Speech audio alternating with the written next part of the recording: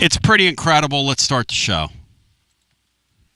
105.7 and AM 1340, WKGN Knoxville and W289CU Knoxville, Fan Run Radio. Ladies and gentlemen, boys and girls, children of all ages, Tony Basilio live with you. Great day for you. Out in front of you. It's pretty next level. We get a little break in the action here, which isn't a bad thing. Brian Hartman likes a little break in the action, don't you, Brian? Little break in the action here.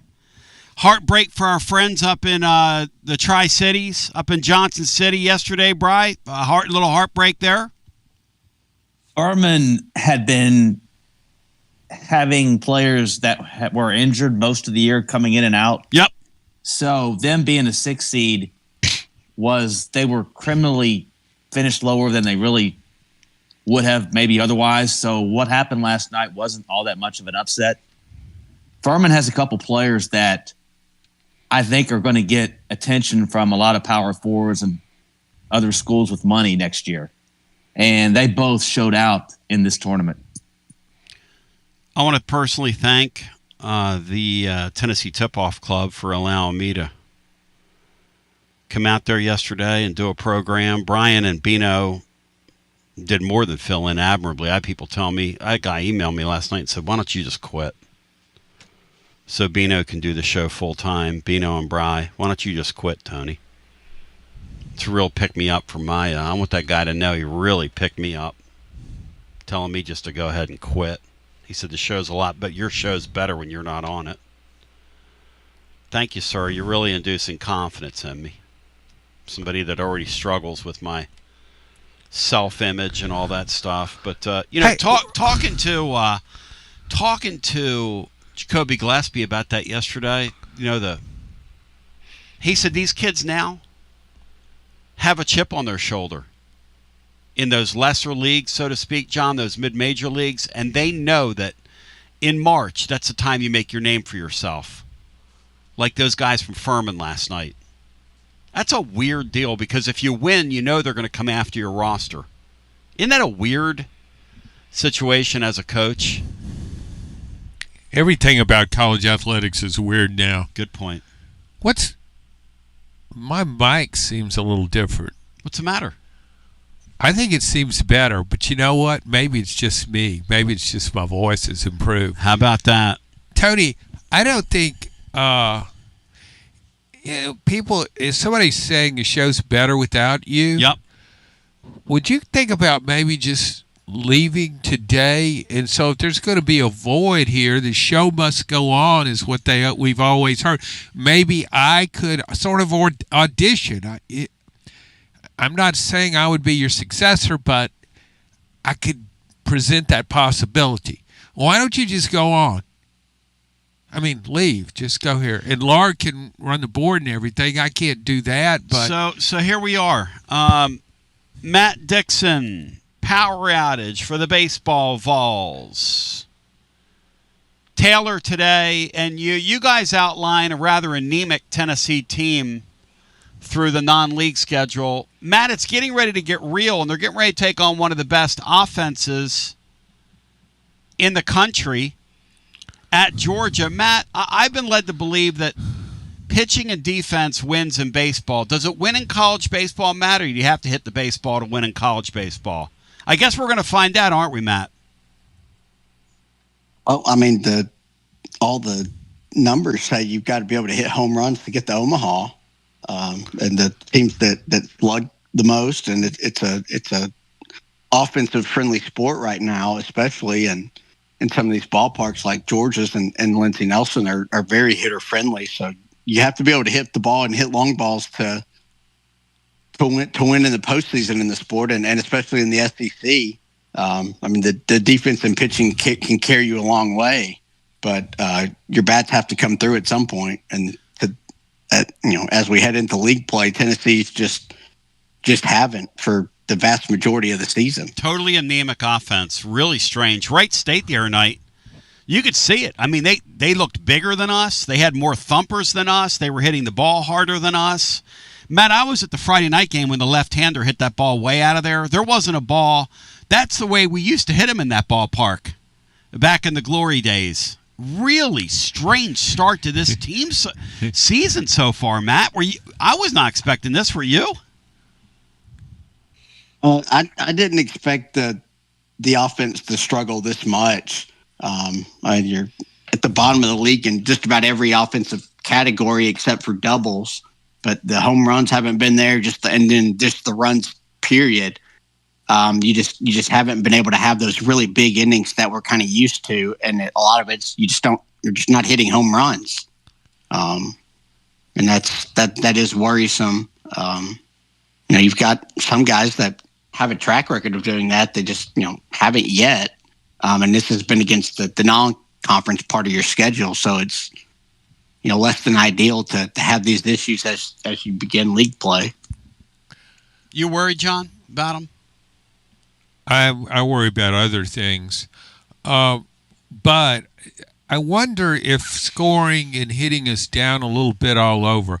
There's supposed to be an emphasis on the strike zone, giving pitchers a little bit more of that outside corner, being more consistent with that. That the way they evaluated umpires in the past, umpires were reluctant to call anything that's not really. Anything that's questionable, they're calling it a ball if it's not, and so that's been a point of emphasis. Really, they started last year, but it's become more paramount this year. Now that could be a factor, but when you look at Tennessee's lineup and you look at what we read about recruits, this looked kind of like another offensive juggernaut. Definitely guys that could hit home runs. And there's some returning players that certainly seem capable of doing that. So it's hard to explain that the drop-off has been that significant. Craig Jenkins had an interesting take on what's going on.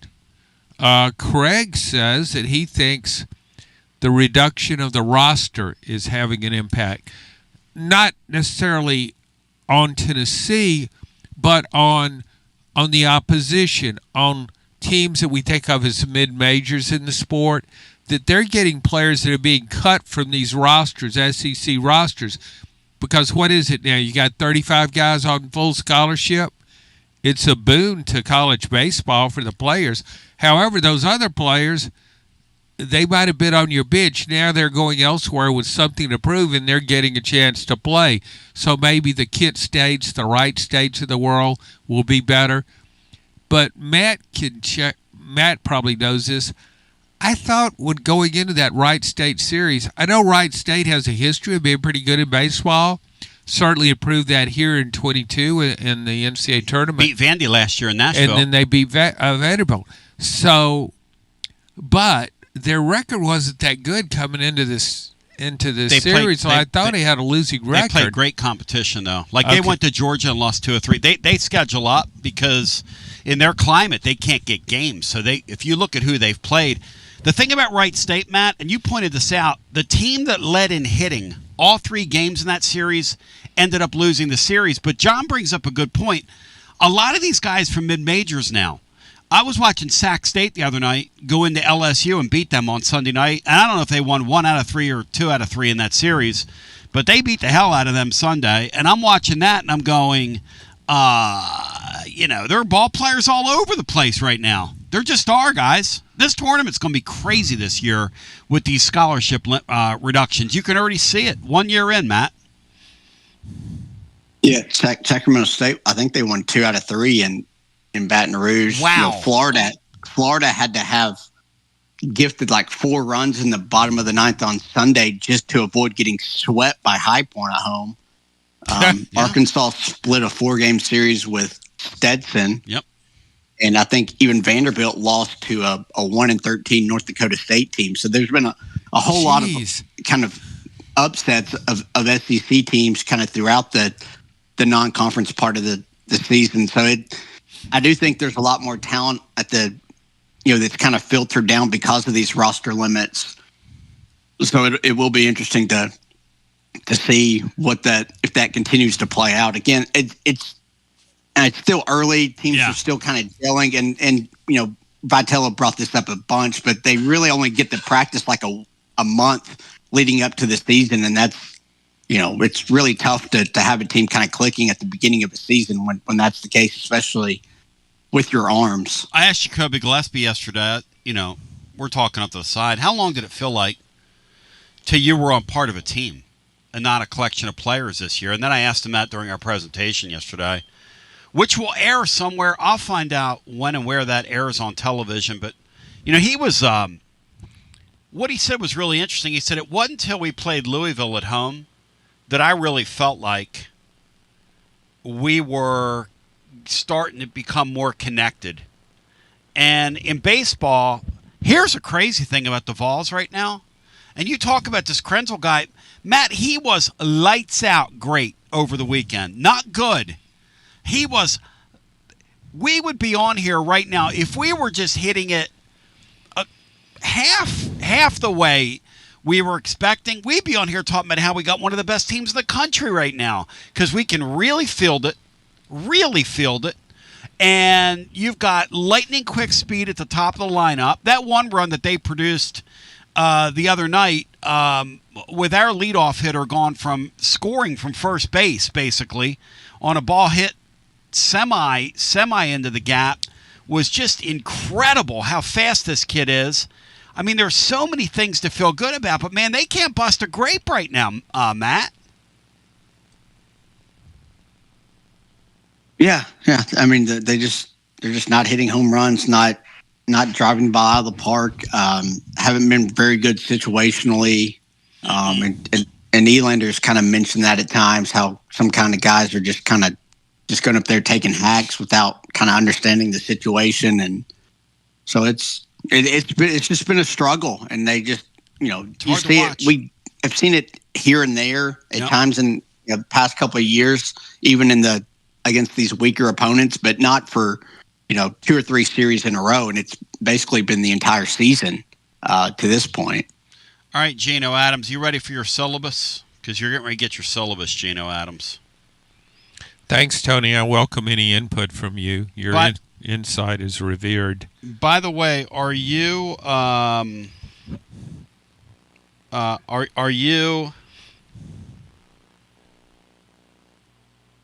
fired up, focused, and prepared for this SEC tournament, Adams? What do you want to see out of the SEC tournament? Do you want to see a Lady Vol type appearance, like a one and done type deal? Maybe with I don't know, players berating coaches on the sidelines. You in or out on that? It's very entertaining, the Lady Vols. Oh, my gosh. Team turmoil. Oh, my gosh. Yeah. You don't know what you might get. Oh, well, my gosh. you know you're going to get a lot of layups from the opponents, but other than that, uncertainty abounds. Okay, here's the syllabus. Mm-hmm. Let's start with the Lady Vols. Okay. And by the way, let me say this about the Lady Vol situation, because I encouraged the listener to watch this about 5 weeks ago, because I knew it was going to get kind of interesting. I had no idea that it could turn into this. John, did you have any inkling that it would get as dark as it got, as quickly as it got?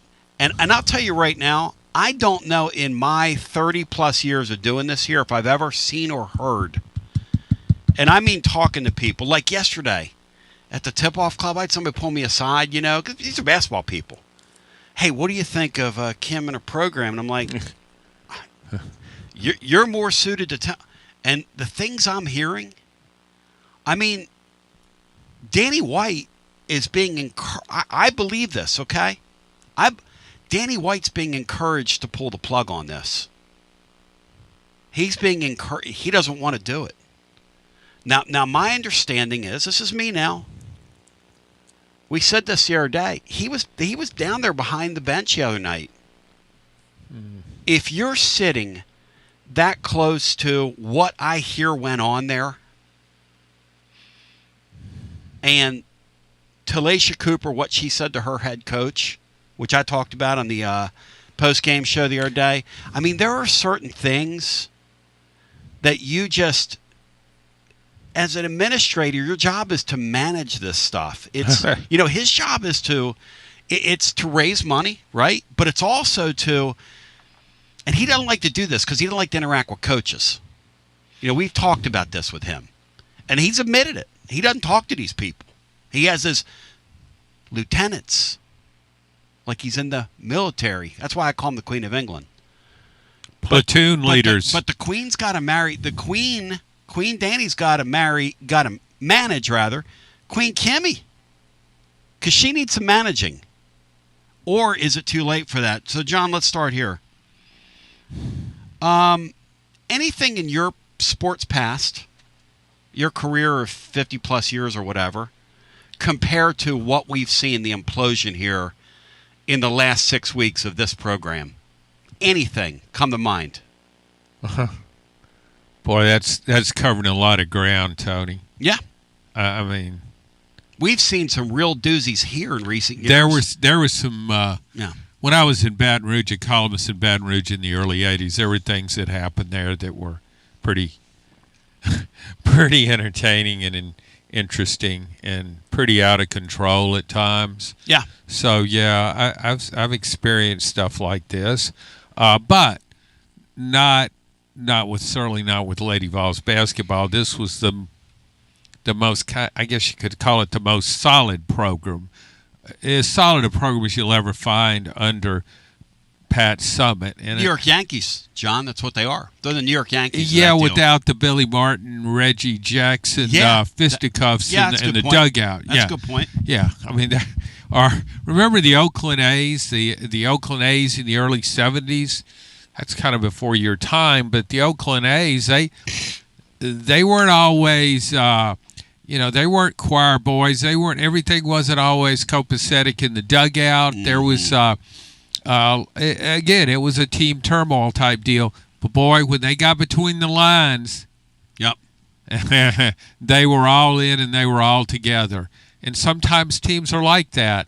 I guess I was really surprised. I think that Alabama game with the Lady Vols, the second round game, their debut in this year's SEC tournament, was one of the real low points of Lady Vols basketball, because Alabama, although it has won 23 games, is not that talented of a team. Its non-conference schedule was a joke. I mean, you would have thought it's in a Southern Conference or the SWAC, or you looked at that schedule. It won all of its non-conference games. So I thought Tennessee would win that game. One thing about this team, it usually has won against mediocre type opponents because it's got so much talent. This is a talented team. I thought this team going into the season had Elite Eight talent. Yes. And maybe even a little more than that, but it certainly hasn't panned out. John, multiple people have gone to the AD, including, I believe, kids around the program, and have encouraged him to make a change. And I don't think he wants to admit make a mistake. I don't think he wants to admit that he made a mistake. But here's the truth. There are no secrets in sports. Everybody knows this thing is totally volatile. The people they bring in next year, players-wise, are going to be brought in for monetary reasons only. You're going to be right back where you were. A bunch of people are going to transfer out. Like, I'm going to ask you that second question here. How many Lady Vols do you believe? Because I know you have your ear to the ground on this thing. How many Lady Vols do you believe? I'm telling you, to the living listener, the stuff I've heard, we went through Dooley. We went through Butch Jones. And I told you all about that Butch Jones stuff when it imploded on him and the way he treated that Helm kid and just how the players viewed Butch Jones. They really didn't like him. These girls do not like this coach like a little bit. They don't respect her. I'm just calling it. Am I lying? They don't respect her. There may be some players on the team that respect her, I but didn't do it. She's lost total control of her basketball team. When you have somebody quit on you, and then you have somebody cuss at you, and then you have other people go behind your back, and they're going over here, and we need to make a change, and this, that, and the other, and the things that have gone on here. I don't know where to start. Well, here's where I think I thought she did a great job last year. She won 24 games, went to the Sweet 16. Great job. Took over her roster, Kelly Harper's leftovers from her roster, put it in an extreme system, and made it work. And the team embraced it. Yep. I didn't see a lack of respect, or it wasn't a tumultuous situation. Things went really well. And the thing about that team, it played the best teams in the country really close games. Now we fast forward to season 2, and she's got plenty of NIL money to spend. Go get whom you want. And so she went and got him, but she wasn't selective enough. I've had other coaches tell me that you got to make sure players fit your culture, fit your system. She got players that didn't really fit her system, and the problem is with her system, with the full court press, running up and down the court, all that kind of stuff. You're offering players big bucks, so they say, oh, I can do that. Well, then they get their money, but then they get into this system, and elite players don't want to run up in the court, down the court that much. They want to save their legs for the fourth quarter when they need to get proper liftoff on a jump shot. And so that's part of it. But then I don't think she got a lot of high character kids. It's hard to judge somebody's character. I don't know. Maybe they would be.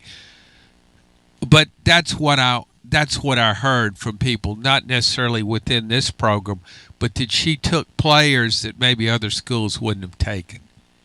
But they do have talent. So, they're extremely so talented. Here she is, Yeah. a coach who's never coached at this level, and all of a sudden she can acquire players that she never could have signed wherever else she's been. She couldn't even got in the front door with those players.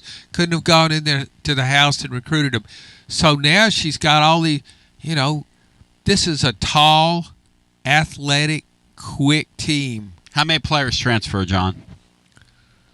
Those twins won't be here. Who else? The Prowl girl's not going to be here. Who else? Talasha Cooper won't be. That's 4. So then I'll go. I would say 5 would transfer. I'm just guessing. Yeah. Who knows how that will play? And they're losing like a couple more. So 7 or 8, she's going to. But what are we doing? But Tony, here's the thing, though. The way to prevent that, you just throw more money at them. But you don't want to throw money at this situation. And I can't imagine. That's what they're telling Danny. I can't imagine. That's what they're telling Danny. That's what they're telling him. NIL investors, how in the That's world? what they're telling him. And I wrote about this after the Alabama game. How could you invest in this program right now? That's what they're telling Danny. He's hearing from people that, hey, you got to pull the plug. You have to admit you made a mistake. We all do. Nobody bats 1,000. No, and you got to admit that you made a mistake. And here's the deal, and just looking into this, right? Just kind of asking around. Her buyout right now is $4 million. It's a lot of money. I think they gave her a year after last year, and I don't know how all that works. Anyway, but just kind of asking around. After next year, it only goes down to 3. But if you sit down at a table with her and say, Kim, look, we'll give you 2. You can get on with your life, put you out of your misery. We know you're miserable. She's miserable. You can talk about looking at her. We had a call from a guy who called in from, up there in Huntington, where she's from, and said, what happened to the gal that was vivacious and smiling and engaged? And when we'd see her on interviews, she was fun and she was smiling and laughing. We haven't seen that from her. I don't know if we have seen it, but I know one thing. This year, it's like Shawn Michaels back in the day. And I hate to bring wrestling into it, but Matt likes it. She lost her smile. Matt, do you remember when Shawn Michaels lost his smile? Were you still watching back then when Shawn Michaels lost his smile, Matt? I don't recall it. It's been over 20 years, but it's tough when you lose your smile. I can kind of visualize it. It's tough when you lose your smile. Sure. So Matt compares them to this basketball situation at Kentucky. Mitch Barnhart They created a no-show job for him. They're getting him out of that AD slot after this hire. He's made a total disaster of Kentucky basketball. Have you guys seen, before we get back to the Lady Vols, because not all politics are local, whoever said that's a fool, have you guys seen these numbers about, Brian, this basketball situation at Kentucky? Because Matt Jones, look, I'll give this to Matt Jones, okay? The AD, who's getting a no-show job for $1 million while the rest of the people in his state are working for a no-show job, said, what am I? Because he didn't like what Matt Jones said about him, and he doesn't like Matt Jones because Matt Jones doesn't care. Matt Jones, I'll give Matt Jones a lot of credit. He speaks truth to power. He ain't afraid. I'll give him credit. I'll give the man a lot of credit. Just like I say Queen Danny, because he acts like the Queen of England. And Matt Jones, he was making fun of Mitch, and Mitch got up there all butthurt about it and said, "You're gonna call me out for this on Friday," when he had his press conference. He said, "What am I gonna sit around on a rocking porch and eat hay?" Now, what the kind of a comment is that from a guy getting $1 million a year, no-show job, golden parachute? John, would you like somebody to give you at the end of your career a $1 million a year no-show job? Would you take that? Yeah. Okay. In 24 games against power conference teams this year, this is Matt Jones done the math now. They're up there at Kentucky, Matt. And I want your thoughts on this, Matt, because you compared the Lady Vol situation to what Bambi's got going on up there at Kentucky. He's another guy. Has zero business, did a nice job in the first year. Really did. Has zero business being there. And I like him because he harkens back to their tradition. I said that on the air. I got a soft spot for a guy that you can tell it means a lot to him being there. In 24 games against power teams this year, Matt Jones did the math, and here it is. Kentucky has led 345 minutes of basketball. Kentucky has been tied or losing 615 minutes this year. The Cats have led more minutes than they were behind in only 8 of 24 basketball games. Now, that is atrocious. They have been behind for 2/3 of their basketball season, paying, are you ready for this? Way more than anybody in the sport for their roster. Kim Caldwell, top 5 roster, and if they make it out of the first round, that's it. Because they will get whacked and walloped in the second round, and if that Kentucky team gets out of the first round with what they have, it'll be a damn miracle. Matt, explain to me and John Adams how that Kentucky team has now finished out of the top 5 for they've only done it 5 times in school history in the SEC, out of the top 5. Wow. 3. What a stat. 3 in the past 5 years. Explain that to me, Matt. And Mitch Barnhart gets $1 million a year, no-show job, while the rest of these fans are paying an arm and a leg for this stuff. Matt, explain it to me, Matt Dixon. Well, they had to settle on like their 5th or 6th choice for a head coach. And, Pope's just plays to the level of their competition. And when you don't have a great team, because even though they spent a bunch of money, that's not an overly talented roster, I don't think. Just a bunch of kind of solid players with 1 or 2 really good ones. But, that's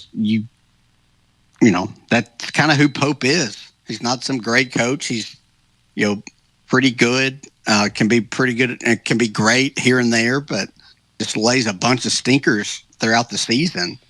And never would have gotten that job had he not played at Kentucky. And that's kind of the point.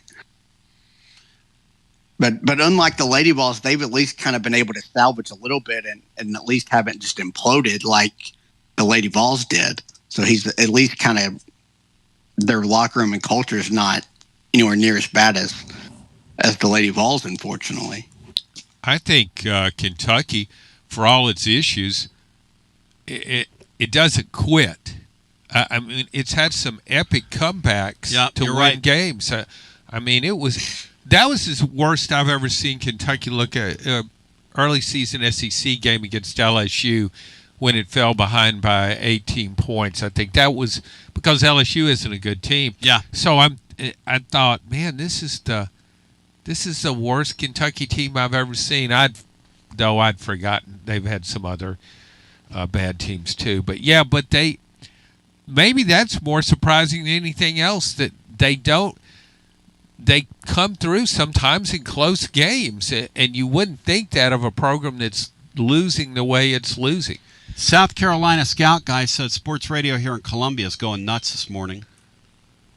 He said they're bringing Lamont Paris back next year, which is something I heard last week. They're bringing a bunch of these people back, John. They don't have the money to fire coaches now. When didn't we?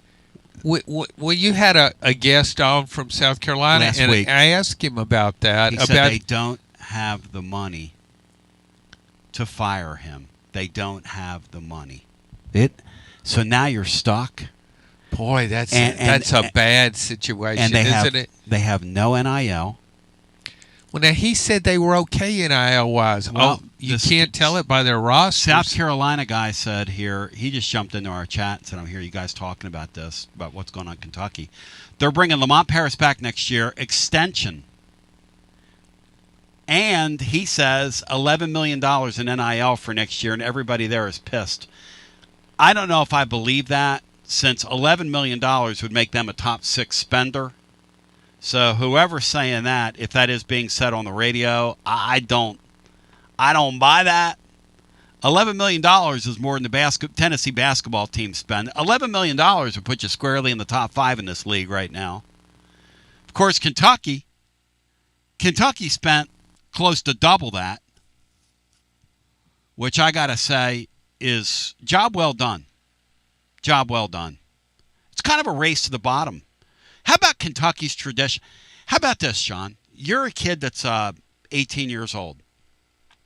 The Lady Vols in Kentucky, the New York Yankees and the New York Yankees of each sport, basically.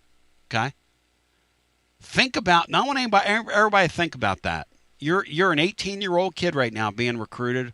What do you know Kentucky as? Do you know how long ago that was? When John Calipari and they had the press conference with the 5 kids that won the champ, Anthony Davis. Anthony Davis is a broken down old man now in the NBA. Are you kidding me? Are you kidding me? He didn't age well. No, he didn't age well. But I'll tell you one thing. From one brother to another, the man's eyebrows are pretty next level. So I used to have, before alopecia hit me, I had a unibrow for days, y'all, after this. When it's time for your next move, you want to get your precious belongings from point A to point B with your peace of mind intact. That's why you need to call my friends at Gufon Moving and Storage, East Tennessee's moving legend. Gufon Moving and Storage has been helping East Tennesseans move since 1887. That's 138 years, 5 generations. That's even longer than the Dooley, Jones, and Pruitt era combined. Gufon Moving and Storage are pro movers, serving Knoxville, surrounding areas, and interstate moves too, both residential and commercial. And we'll provide you with personalized service that other corporate movers simply cannot. We know how to move all types of items. We pay careful attention to our clients' valuables. Your satisfaction as a customer is our absolute priority. As the oldest continually owned and operated family moving business in the United States, when it's time for your next move, it's Gufon Moving and Storage. And storage, it's secure and vaulted. Our newest offering of commercial storage logistics, we offer receiving, storage, and delivery services for all your business logistic needs. See more at Gufon.com. That's Gufon.com. Or check out the link at tclub.team. When it's time for your next move, East Tennessee's moving legend, Gufon Moving and Storage. Life never stops moving. And between the 30-minute commutes, daycare pickups, weekly soccer practice, Tuesday night yoga, X number of coffee runs, and that weekend trip to Grandma's, you're racking up the miles. What you need is a tire that can keep up. A tire designed for doers. A tire that's going to last. Like the exceptionally long-lasting Michelin Defender tire. With an 80,000-mile warranty and the safety and comfort you expect, you can forget all about the miles ahead and focus focus on getting your destination or conquering your to-do list. Fleet Tire, I-275 exit 1B at East Woodland Avenue in Knoxville. That's Fleet Tire, I-275 exit 1B at East Woodland Avenue in Knoxville. Fleet Tire. Inward Half is committed to the game and the memorable moments that happen in between. From the tee box to the tailgate, from the green to the big game. For the first birdie with Dad, the first big win with Mom. Friday night lights, Saturday superstitions, Sunday traditions. Fall into the comfort and unparalleled performance of Inward Half.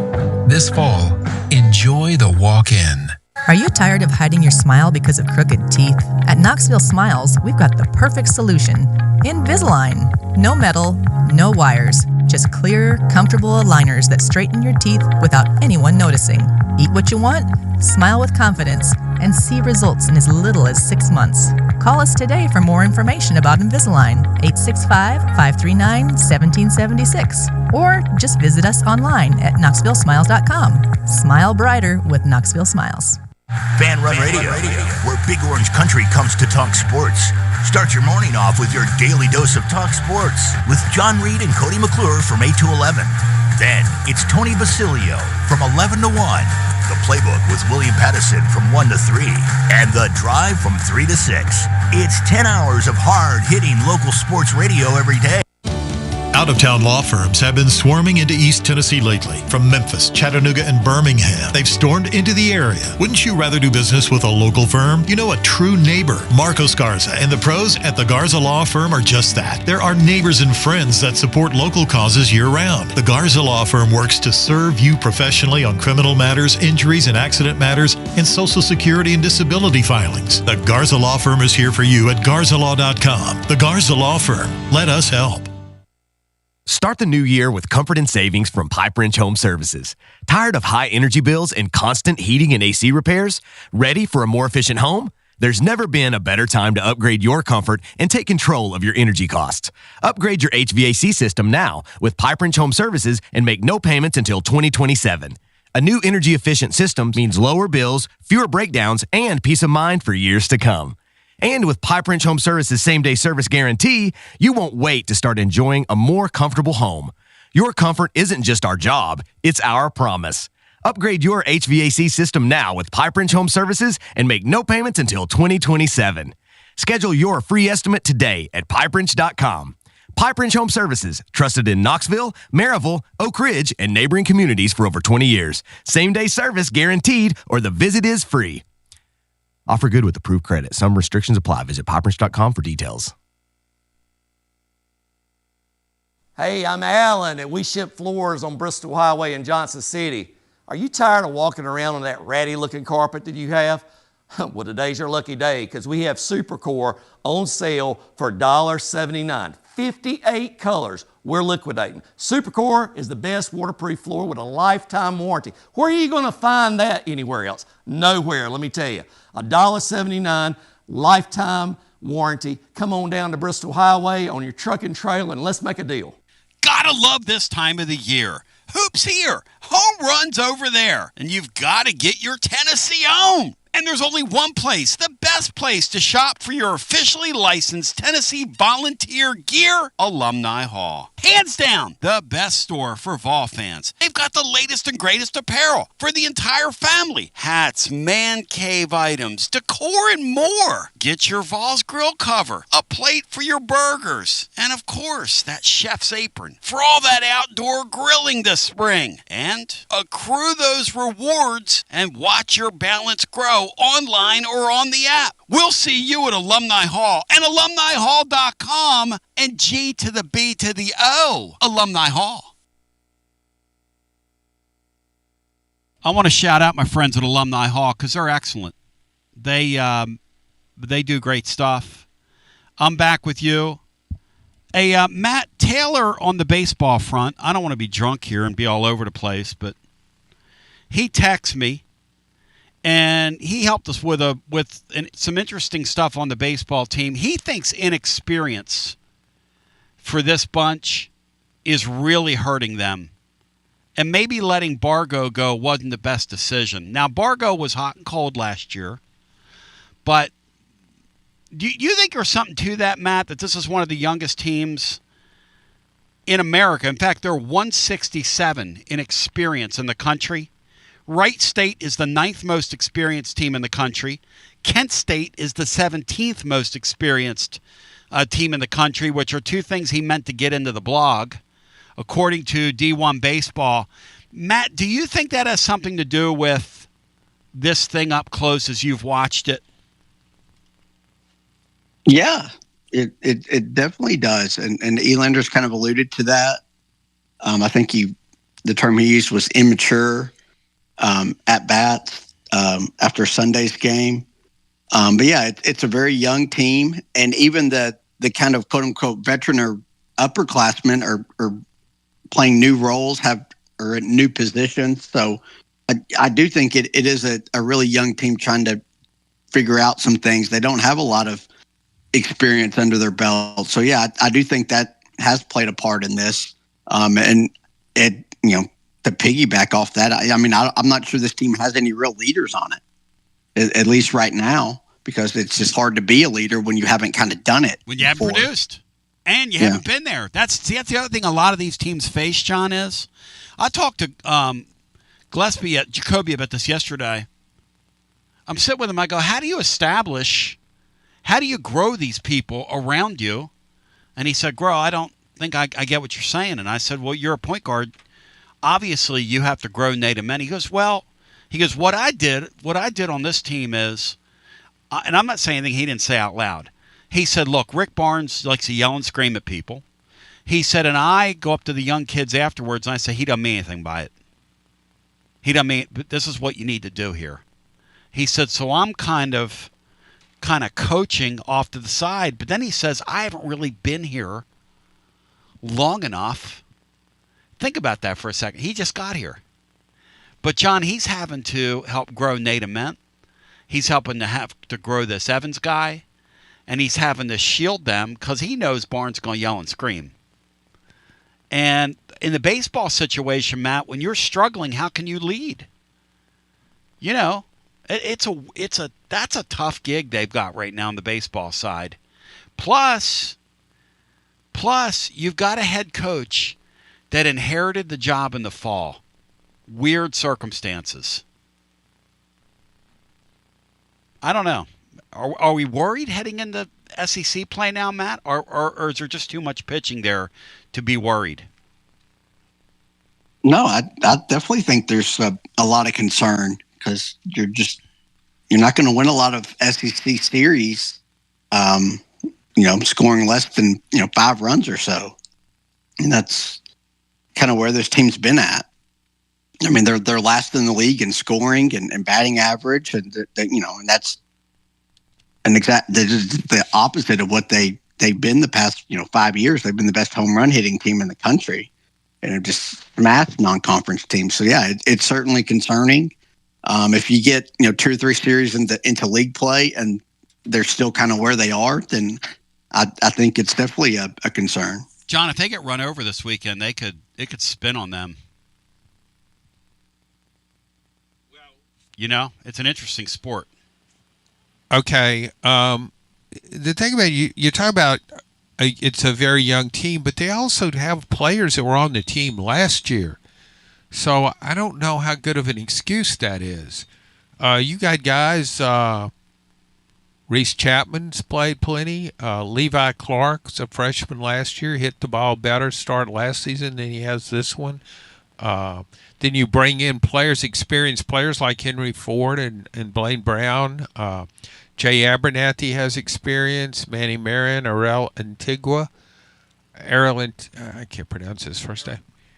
Ariel. So I just, there's an experienced nucleus there. I don't know that I think it's more about hitting than experience. They're just not getting the job done hitting. I thought Clark was going to be a 15 to 20 home run guy. We thought he was going to erase all the school records last year. First, 5 games of the season. And, man, he looks the part. Like looking at him Friday night, Matt, that guy's quads. I mean, no offense to him, but geez, man. That guy is huge, Matt. But he can't bust a grape right now. Cannot bust a grape. Doesn't even. I mean, I guess he hit a few balls hard this weekend, Matt, but he doesn't. He's not hitting them like he should. He's not squaring up on things, Matt, at all.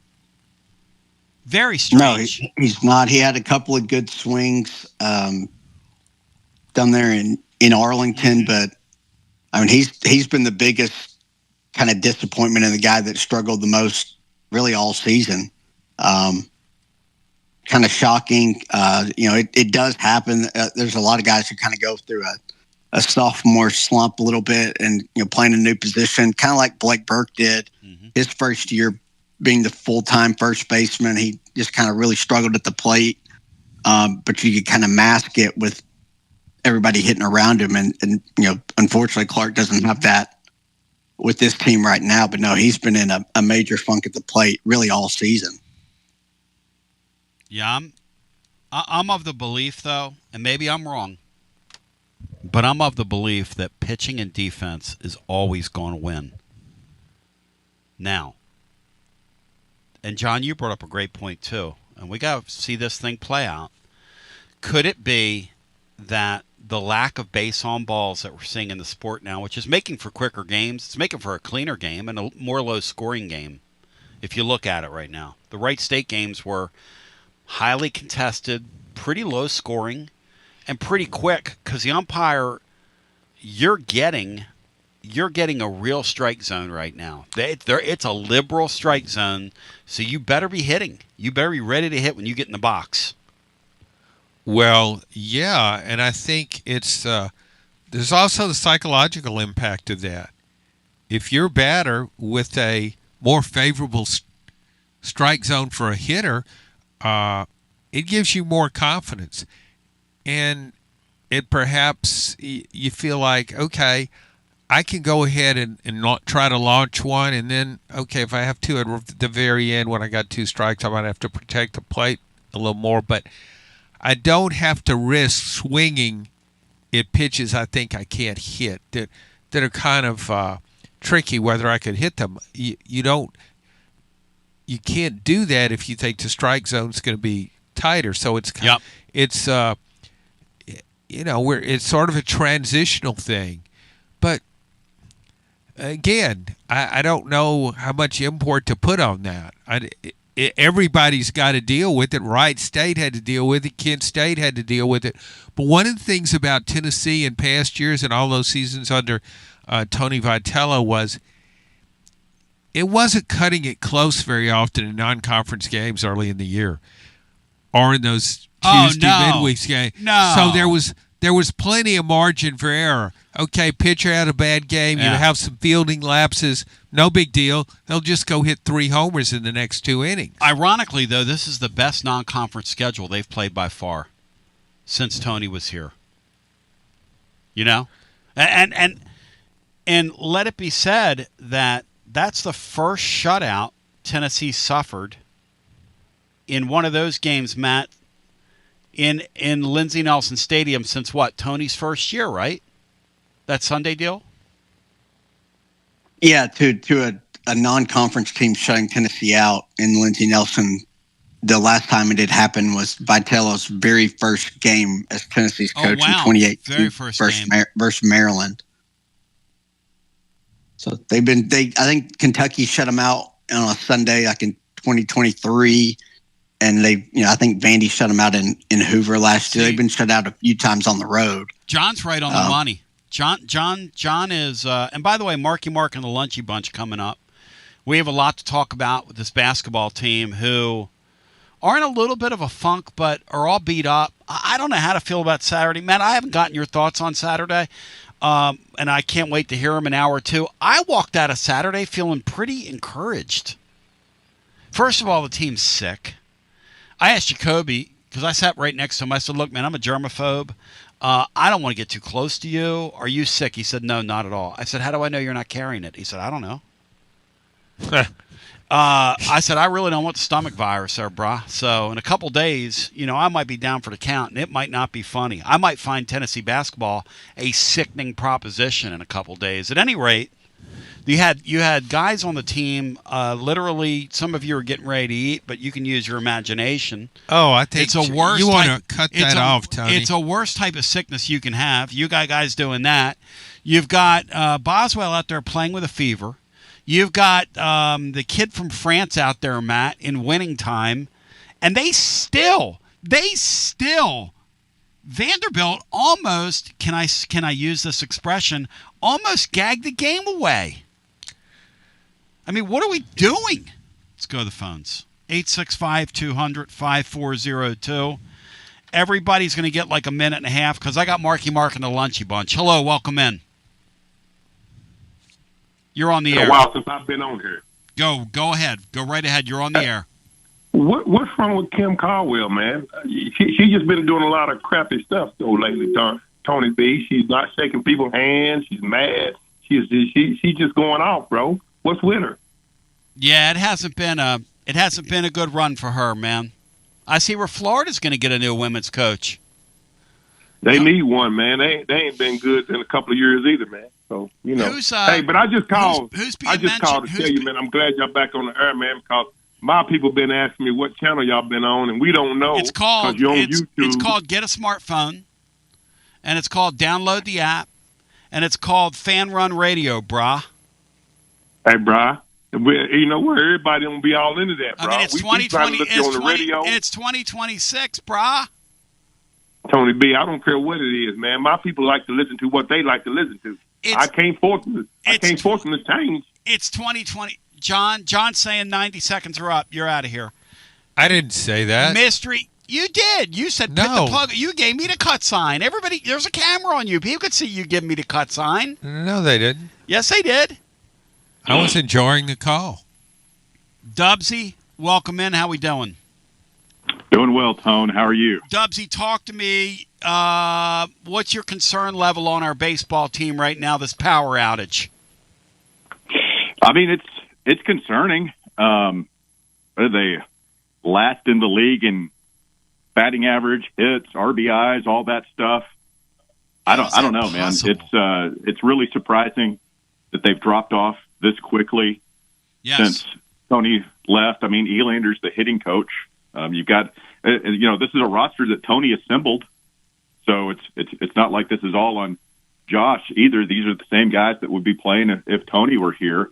Are you a Josh? Hey, Dubsy, are you a Josh Elander belongs in the dugout guy during the games that he's wasting himself out there on third base? I didn't have a strong feeling on it coming into the season, but yeah, I mean, I feel like you want your battle captain there in the dugout. There's so many things, so much data that these guys are looking at now.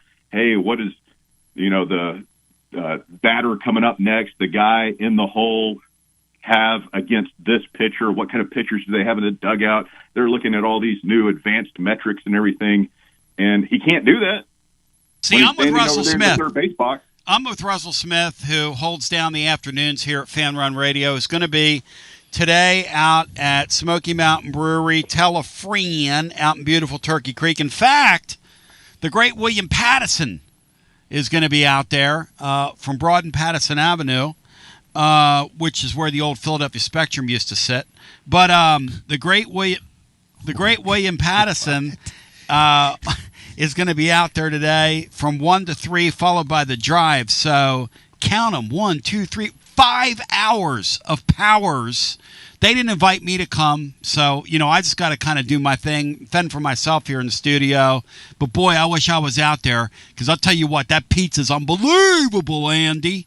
Dubsy, from your perspective, though, it's interesting you said what you said, because I'm at the game Friday. People have been emailing me about Elander. Everybody wants to gnaw at something, and pick on this guy.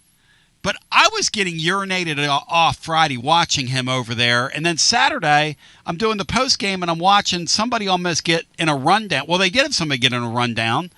And I'm sitting there going, why is our manager coaching third base? It was really starting to gnaw on me with this lack of hitting. It started to urinate me off. Yes. here's the other thing, Tone. It's not like Josh Elander is a great third base coach. That's either. exactly the point. The man is speaking the truth. We're constantly having guys get thrown out at the plate. So, I mean, it's like, I could do that. Here's the other thing, Tony. So he says that Chuck Girolamo, who they brought in from Florida, right, is his eyes and ears in the dugout. And, Chuck Girolamo might end up being a fang coach. Who knows? But he hasn't been here. He's not ingrained in the culture of Tennessee baseball that Vitello and Elander have built for almost 10 years now. So I really would like to see Elander back in the dugout. I asked him about this last week. We had him on the show, and, he said that he likes doing it, likes feeling like he's in the action and everything. But I also got the sense that he wasn't 100% married to being the third base coach. So I'll be interested to see, if this season goes poorly the rest of the way and the bats never come around, I think that's a move you might see him make eventually. Dubsy, should Danny White be 100% married to Kim Caldwell? No. I mean, if what you're hearing rumored happens here next week after the season ends and all the players leave, like literally all of them, and you have to start over, well, why not just go ahead and start over? I mean, I know that it's his hire and he wants it to work and everything, but it's clearly not working at this point. There's a disconnect. I don't think she's a good communicator. I don't think her players like her. I don't think she likes her players. And, I mean, this season has just been a complete disaster, and this is a shell of the program that Pat Summitt built for years. John, 55 minutes later, is he going to have to pull a plug on her when you hear Dubsy talking like that? If that comes to pass and everybody departs. Well, to me, it's all about NIL.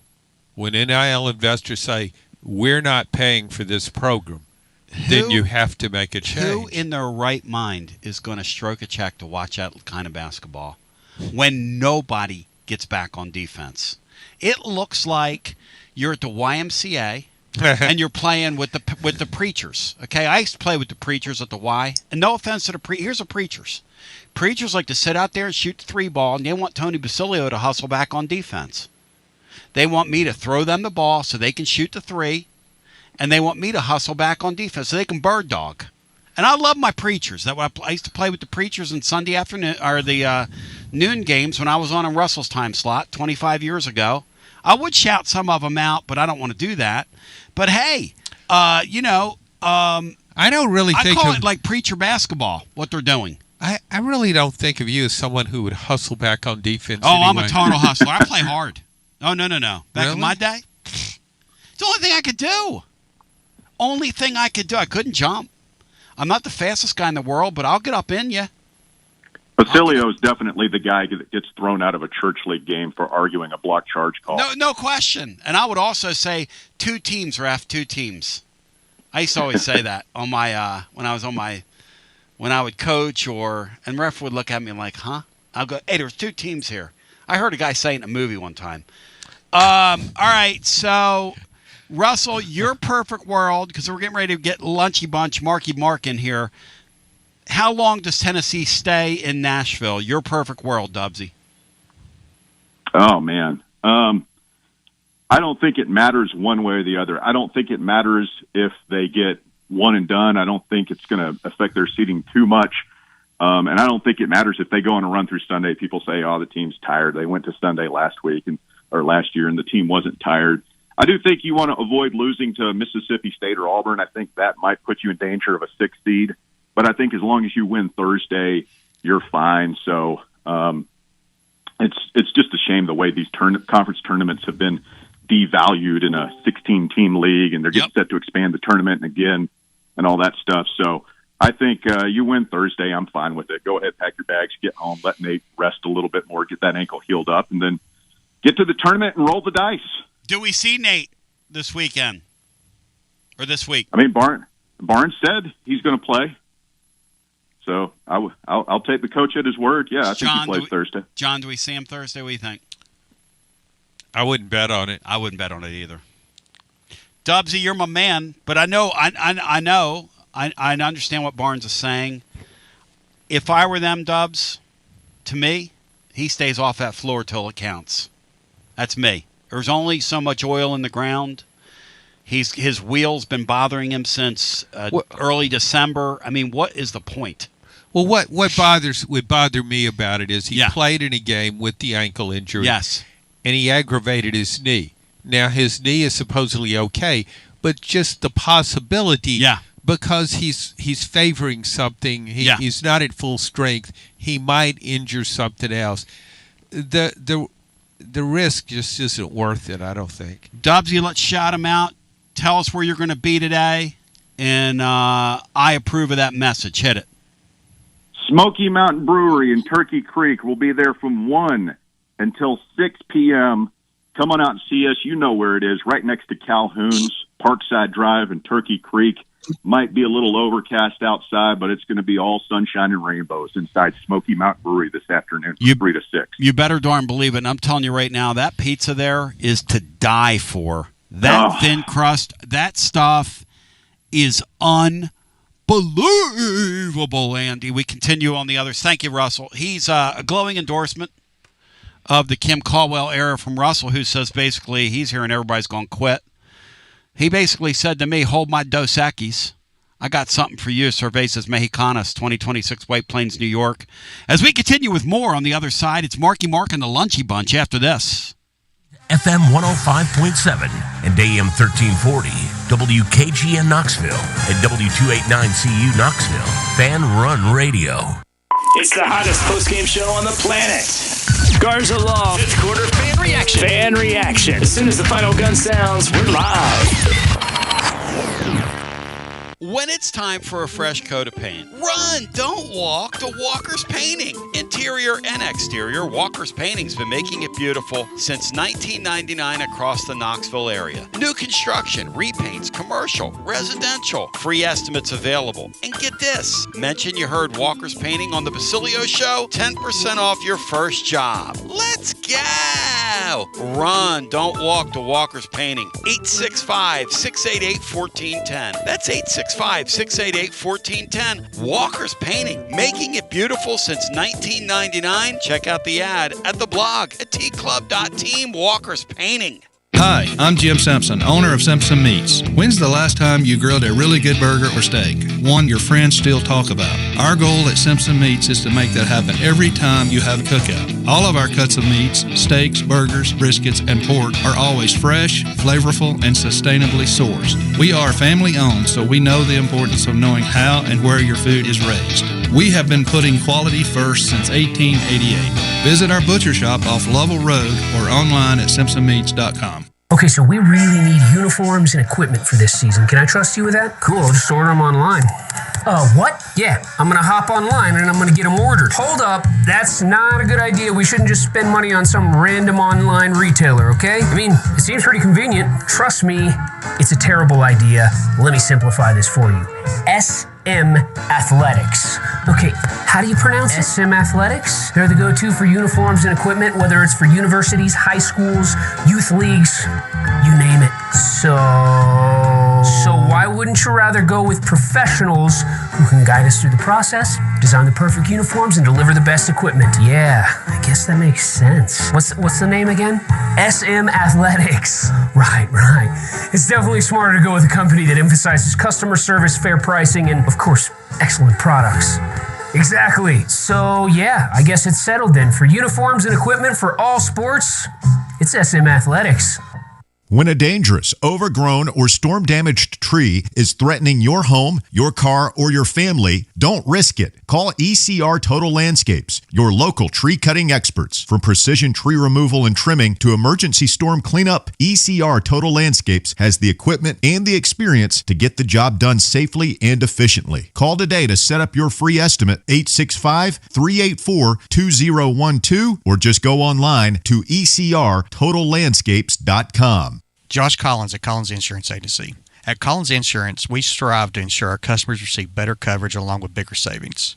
Our community is important to us. We want to provide exceptional service to our customers. Anybody can provide great rates, great coverage, but can you also get great service? And hey, don't just take my word for it. What's up, everybody? Zakai Ziegler here. My family turns to Collins Insurance Agency for the best service, coverage, and price. So don't just go online and get some random insurance. Experience the Collins Insurance difference. Like he said, experience the Collins Insurance difference. CollinsInsuranceTN.com. CollinsInsuranceTN.com. And hey, their Mama Zizi approved. CollinsInsuranceTN.com. Thank you to Josh Collins and Zizi. One more thing, Tony. Go Vols. Yeehaw! I've been hooting and hollering ever since I started betting with the VIP Play app. VIP Play has more than 200 leagues, every bet type you can imagine, live betting and live hosts, all with 24/7 support from real live people when you need them. Start betting better with the VIP Play app today. Don't be a better, be a better with VIP Play today. VIP Play coming soon. Gambling problem? Call 1-800-889-9789. Must be 21 plus and located in Tennessee to bet. Basilio here, and you know my friends at Carnes Motor Company started with a dream over a quarter century ago. I met Rob and Brian back when I still had hair, and they were working at a huge dealership in West Knoxville. But they told me back then they wanted to sell cars on their terms, and I wanted to do radio on my terms. Their terms, just like my terms, are ultimately your terms. In both cases, you're the winner. A Car Guru's National Award winner with a 5-star rating on all sites, just like our Vols. Everything about buying a car from Carnes Motor Company is no hassle. They specialize in high-quality pre-owned vehicles between the $5,000 to $25,000 range. And if you need to sell a car, they'll either buy your car or they'll help you sell it. Carnes Motor Company also has a top-notch service department. Therefore, every vehicle is rigorously inspected and serviced prior to delivery. So you're guaranteed to get a quality pre-owned vehicle every time. If you need a place for service, they've got you covered.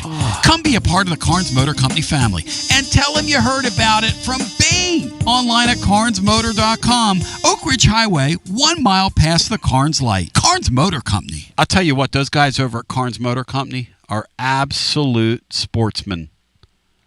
All the way. All the way. As John Adams is presented by the great Jennifer Morris, nextmovesmokymountains.com. She, like I am, is an animal lover. She and her precious Turner, her little baby dog. Have you met her dog, John Adams? Yes, it's a big dog, very pretty. It has some. It's got a way about it. It's got a way about it. And Griff has Teddy, and I have Lulu, my little baby doll that we rescued.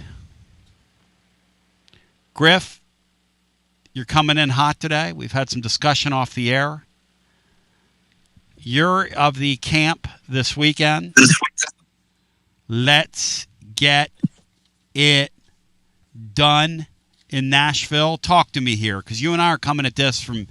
We're singing out of two different songbooks as now Mark Griffin, former Vol great, who writes for us over at tclub.team and has dutifully for years, who I love, who was walking in the park yesterday, who inspired me to get out and have a better day after a long day yesterday, inspired me to get outside, and it makes me a better person, calls balls and strikes, calls it right down the middle, moving right to left across your device and through your vertical hold. Griff, talk to me here. Wow. This weekend, we're down in Nashville. Talk to me. Well, it's exciting for a lot of teams, even other than Tennessee. I mean, people are trying to say Florida's going to walk away, but I just don't know. I mean, it's going to come down to matchups, and I think Florida will be the favored team, but how will their guards fare? If Tennessee gets fortunate, if Ament plays or he doesn't, which I know we'll get into, I look at that Florida matchup. You pressure their guards, and our guards do a really good job, especially with Evans. As far as he's elevated his game, and he's always been a stalwart defensively. You get him on Boogie Flan, you could give Tennessee a shot, because Tennessee's got really good inside players. They're not as good inside as Florida, obviously. But Florida's the number one rebounding team in the country, and I think Tennessee's second or third. So it could be a great matchup. Now, can they both get there? And that's the debate. As far as resting Ament, I feel I'm a little different. If he's 100, I think you play him. You can say save him and all that, and multiple injuries, but if he's not 100 on both sides of or both of his injuries, then you just don't play him. If he's 100, why would you not play him? Why? I don't get it to save him if he's 100. If he's not, don't play. Period. Well, I don't think he is 100%. I agree with you. If he's 100%, of course you play him, and you want him to get back in a routine, get back in the groove. So certainly, but if he's not 100% and there's a chance he could favor that ankle, I just don't think the reward is worth that risk. Matt Dixon, I agree with you, John. I agree with you, and that's why there's going to be a lot of hours as far as in the training room taking care of him and babysitting his injuries, and with Ament going to have to be 100% on how he feels, because the kid wants to play. I mean, this is what he came to Tennessee for, was this progression into the tournament and taking this team to new heights. That's a sales pitch of, hey, you could take us where we've not gone before. That's typical of college coaches. Then why in the world would I play him in the SEC tournament, Griff, if that's the case? I love you to death. Why? Yeah, because you're gonna. What are you gonna grind the guy into the ground trying to win a chance? Nobody cares about this. It's not. He doesn't have to play 35 minutes, Tony. He can play 20. If he's 100, if he's 100, I think you could play him. Why risk him? Well, but here's the thing, Tony. If you start thinking about it that way, anybody could get hurt. They could tear up. So why play anybody? Why risk him in the SEC tournament? Hey, Matt Dixon. If he's 100, you play him, period. Matt Dixon and Brian, jump in here. You guys have opinions. Hit it.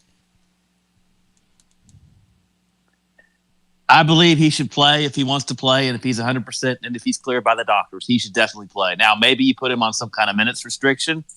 Maybe you start out with maybe 20 minutes here, and maybe you amp that up and increase it day by day by day. But you got to think about, if you're playing 1 to 2 to 3 straight days in a row, then you got to think about trying to get everyone to the point where you don't want to play anybody more than too much, because you want to save them for what could be a Thursday game next week, which is, by the way, if you lose that game, your season's over.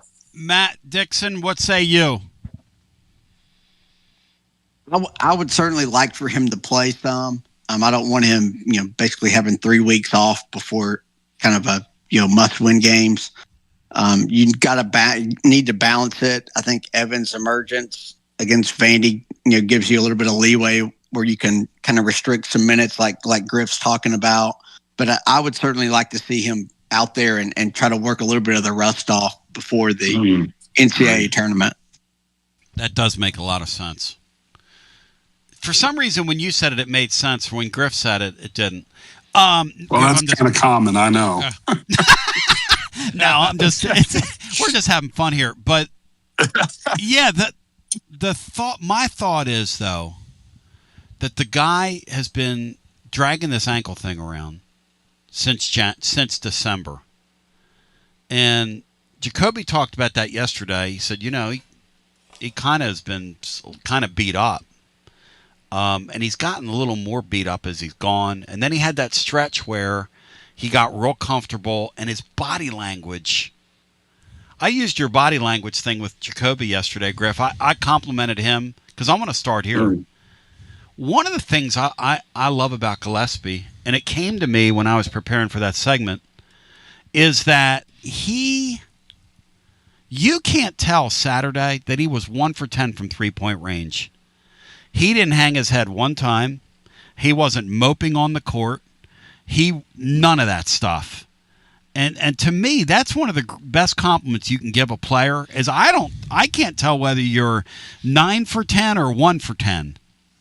And Griff, I think that's a good thing to have from him. He's not a perfect player. He's not a completely tremendously instinctive point guard. He's a little out of position, but he's gotten better as the year has gone along. Here's my thing about this team. Saturday, his struggles allowed us to find something at two guard. And John, say what you said to Griff before he joined. When you think about our lineup right now, when you stick amen on the floor, go ahead. Well, particularly looking ahead to the NCAA tournament, when I think you got to have scorers. Everybody's ratcheting up their defense. You got to have guys that can score. The way Amari Evans looked in that game against Vanderbilt, 24 points. A guy that's kind of played sparingly. He's just an afterthought. 6'5", 200-and-something pound guy who hustles. You put a lineup to me. If you have an Amit comes back and you got him on the wing, and then you got in the backcourt Gillespie and Amari Evans, all of a sudden you got three perimeter scorers, plus a guy in Evans who can really get to the basketball. And I know Bishop Boswell's a vital part of this team, but he can't give. I don't think he could give you a 24-point game. Do you, Griff? What do you think? No, and it's funny watching Evans. And I hate to compare guys, but I will. He's further along as a freshman than Meshack was a 100 when they were both freshmen. So you got to give him credit. You got to give Barnes and staff credit for development for this kid, because when I saw him preseason, several practices, he was good. He was tough, but he wasn't what he is now. And you're right, John, and guys, it gives him another element, which you need. You need another perimeter player to step up. Now, will he score 20-something or be expected to score 20-something moving forward? I don't think so, but it would be really nice if he could give you double figures and 5 or 6 rebounds, because another thing about Amit not playing, guys, number one rebounder is Amit. So you lose some of that. Yep. You got to make up the best you can elsewhere. And he's definitely going to have the confidence. And you see Barnes' rotation of guys that he likes to work in. And it gives you a lot of strength. And especially, and I still go to the defensive side. I think he's the toughest defender they have. The toughest. You put him on your opponent's best guard, and he could at least neutralize, and good things could happen. You talking about Evans, Griff? Yeah, Evans. Yeah. I'm sorry, yes. What doesn't make any sense to me is they act like Boswell's this great defender, which is something we pretend. And I'm not ripping this kid, but he's constantly out of position, constantly committing silly fouls. Watch the Missouri game. That'll let you know right there how good a defender he was that night. No disrespect. I think he's totally overrated as a defender. I'm sorry. I hate to say that. People think, well, I'm picking on the guy. I don't get it when I watch him. I know he's had flashes here where he scores points every once in a while, but he had some big baskets against Vanderbilt in the first meeting. That really got my attention. Yeah. He apparently he's a good team leader. He's Barnes loves the guy. I played hard when I played with the Pastors. Yeah. You know what I mean? Yeah, but I didn't belong out there. But I didn't belong out there. But nobody wanted you taking the last shot. And this guy's a two guard. Well, and that's why Evans needs to play. So we're all in agreement on that he needs to play. I would start him and play him. Well, here's something else you could do though. Yes. You see a lot of teams with that. They give a 6th Man of the Year award. The idea of having somebody come off the bench, and he fills that role well. High energy guy. Mark talks about how hard he plays on defense. He can energize a team coming off the bench, and so you don't have to start him, but maybe he needs to play 25 minutes. Unbelievable. I just think in the tournament, in the NCAA tournament, you have to have scorers. You have to have scorers. You got to have them. And you don't score the ball, you're going home. I hate it when people say score the ball. It makes no sense. Well, it's a Conzo Martinism. How did Conzo say I rest my case. And how did Conzo Martin say his name, Brian? Give me a little Conzo right here. Make me feel good about myself. You mean feed the post? Was it feed the post? Or score the ball? Dude, just do a little Conzo for us. That's great. I don't think I've ever done Conzo, have I? Oh, come on. You gone Conzo Martin. You've done it? Come on, Bri. You do a great Maybe talk about the omelets. Come on. All right, so okay, that's a little skill. That's a little skill. Hey, shout out to one of our great posters over on YouTube. I want to shout out Carpfish Ike. Carpfish Ike, you're a good man, brother. I like you, Carpfish Ike. Why do you say that? What did he do? What did he say? He's really irritating me. He's been irritating me for several weeks. He's crying for attention. He's in your head. He's just urinating me there off. You go. All right, working. Griff, it's working. Okay. Griff, can you do that? You've had a guy all year that's run up front at 2 guard. All of a sudden, a guy has a great game, and he's a great defender. And let it be said about the Evans guy that their best stretch of basketball, that stretch that they played, the end of the Oklahoma game, the end of the Vanderbilt game, he's on the floor finishing those games. It isn't like Saturday is out of nowhere. He was on the floor finishing games in times that it mattered.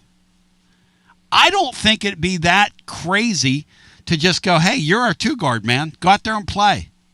Go in peace. Yeah, I bro. like John's idea, though, as far as coming off the bench. There's something to be said to be on the bench, look for your upcoming matchup, get a feeling of pace, style, what they're running, and then come into the game. Yep. And there's several players that are just really inspired that way. It's it's really overrated, like who starts, who does, and it sounds good. Who's your 7? Who's your 7? But it's like who's your difference makers? And when you come in, like John mentioned as well, when you have someone come in off the bench and there's not a dip, that's significant. So when he comes in off the bench, you're not dipping, especially here lately. You're upgrading your defense, if anything.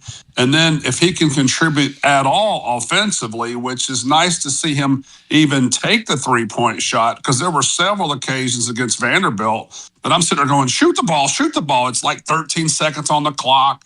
And what did he do? He passed the ball. Maybe he's told to pass the ball. I doubt it, but he's still a little reluctant. But I think that's more of the team style that he plays in versus trying to get his. Who's your 7, Griff, right now? 7 or 8 guys that are going to be the real rotation guys when it gets real. It's another thing you do. You have to do that at this time of the year. Your big guys. It's going to be Brown and I guess Carey. And I would like to see Carey. Sometimes I love him. Sometimes I have a love-hate relationship with him. Because sometimes to me, maybe I'm wrong. Maybe y'all talk about this. It just seems like he's just out there killing time. I'd like to see a lot more aggressiveness. Now he'll bully ball you when he gets the ball, but to me, what I've witnessed is he goes through the motions a lot. And then he's on the bench because coach sees that. I want to see even more aggressiveness for him, especially defensively. Now, once again, he gets the ball, he'll bully ball in against guys that are his own height. He struggles against guys that are bigger, and that's fine because he didn't have a big vertical. But I want to see him even more aggressive on the defensive end, maybe on the floor a few times. That's something I would love to see. Hey, Matt, who's your 7 right now, or 8? Give me 8, Matt. Who's your 8 to play, Matt? Ament, Gillespie, Okpara, Estrella, Boswell, I guess Evans, and then I guess Brown and Carey, depending on the matchup and what you need in that game. Whichever one of those two, you know, they kind of give you a little bit of the same thing. I mean, if you're playing a team that doesn't have length or size inside, Carey could really thrive in like a first round game against an undersized team. But that would be my kind of 8. I really thought Carey would be a factor in that Vanderbilt game last Saturday. He was sick. He was throwing up on the sideline. Well, there you go. Maybe that's why. Yeah. Yeah, so Mark was... He was sick at his Mark's stomach. criticizing, Tony, why didn't you step up earlier and say, Mark, he was sick, okay? But you just let clue. You let Mark run him down. It's bad management. No clue. Well, at least I don't have players You're talking about Tim Caldwell. At least I don't have a player mutiny on my hands. It can always be worse, John. Do you think Matt or Brian ever curse you? Are you kidding? I bet they rip the hell out of me. I hope they do. So, the thing about this team, Mark, Saturday and that loss, where has Estrella been? That was this guy the last couple games? And then I want to get into Felix the Cat, who's been unlocked. Because I'm ready to declare that the NBA is going to take a flyer on Felix the Cat after seeing him literally disappear for 2.5 months this season. He is completely locked in. If you get that Felix the Cat that played Saturday, this team can go a long, and Estrella, and the kid from Pittsburgh, this team can go a long way in the NCAA tournament. I mean a long way. Griff, am I wrong? I think you're right. I think that I would lean more on Estrella being having more productive in points than I would your boy Felix, as you call the Cat. I think any escalation in points you get from Felix is a total bonus. He's very consistent in that I would just call it 6 to 9 point range, 5 rebounds a game, and altering shots. And I think that's what Tennessee really needs from him. Estrella loves seeing his aggressiveness offensively, and we saw him for the first time on the floor Saturday. Maybe he fell, but he was on the floor, and I was so excited to see that because here's a guy that loves to reach for the ball instead of get on the floor and grab for the ball. And we're not going to blame old injuries as the reason why. You either do it or you don't. And it's neat that one occasion where he did get on the floor, I about blew a gasket. Matt, how rough is this guy on the Estrella kid? And Dixon, Estrella has been... Matt, where is the spring in his legs, Matt? Did you know he had that in him still? That was insane Saturday, Dixon. Well, he hadn't shown it a bunch, and he's just been hurt and banged up. When they inserted him into the starting lineup, I think he had 3 or 4 double-digit scoring games in a row, and then he got hurt again, and they kind of have had to nurse him back. But if I had to guess, he probably starts their next game over Carey. And I think you were really effective when those guys, like 3 or 4 games when he became a starter, you were really good with him inside. I think is back when you were playing like Georgia, some of the teams that don't have a ton inside, but no, he's got a nice offensive game and a guy you can actually dump it into and let him go to work. So, assuming Nate Ament returns, if not for the SEC tournament, for the NCAA tournament, and we're talking about you need scorers in the NCAA tournament. Everybody's going to play hard defense because it's win or go home. So now we're talking about Tennessee has Estrella scoring well. It has Amari Evans getting 24 points against a top 25 team. Even if he gets you 13 or 14, which I think is a sure bet. A double figure. A double-figure type score. So right now when you put Evans in the game, yes, and Ament comes back, you've got 4 double-figure scores on the floor. And here's the thing, Griff, about Okpara that I'm loving. I wasn't even counting him. The getting downhill and ramming it home is something that it's new in his game, Griff. He's been doing that down the stretch here. And that's the stuff the NBA loves. Mm-hmm. They want a big that can defend the rim. Their backups in that league defend the rim, and he does that very well, and then rams and jams the basketball. That's what they want from backup centers in that league. And if anything else you give them... Yeah, you're right. And let me focus one more thing on Estrella. Go ahead. Which I looked up because I was wanting to see his consistency. 8 of the last 10 games, he's been double figures points. So that does say a lot for what he's done recently. And for Tennessee to be successful, Estrella's going to have to continue to have double-figure points, period, if Ament's playing or not. He's been Estrella's played his best stretch of basketball here at the end. The carry guys come online now. They've got to give him a shot in the postseason. They cannot play him 10 or 12 minutes. That'll be choking as coaches if they do that. And there's a chance, John, they do that. There's a chance they go back to what they were doing before or to what his quote-unquote defined role is. The way I look at this team is when you finish a season the way these guys finish a season, there are no defined roles. I'm taking the hot hands and I'm putting them out there and I'm figuring out a way to make it work and I'm putting my best 8 players on the floor. But the problem, Tony, is who are your hot hands? And you know, we can look at some of the history as far as past games. Estrella would definitely fit in that. But, you know, if you look at someone like Carey and Brown, they're kind of up and down, and it hasn't really been consistent. I think they're big bodies. They can help, but there have been games where, you know, you get in and get your 10-minute run. You've got 2 rebounds, you know, so it's like, we got to swap them out. Let's get somebody else in, see what they can do.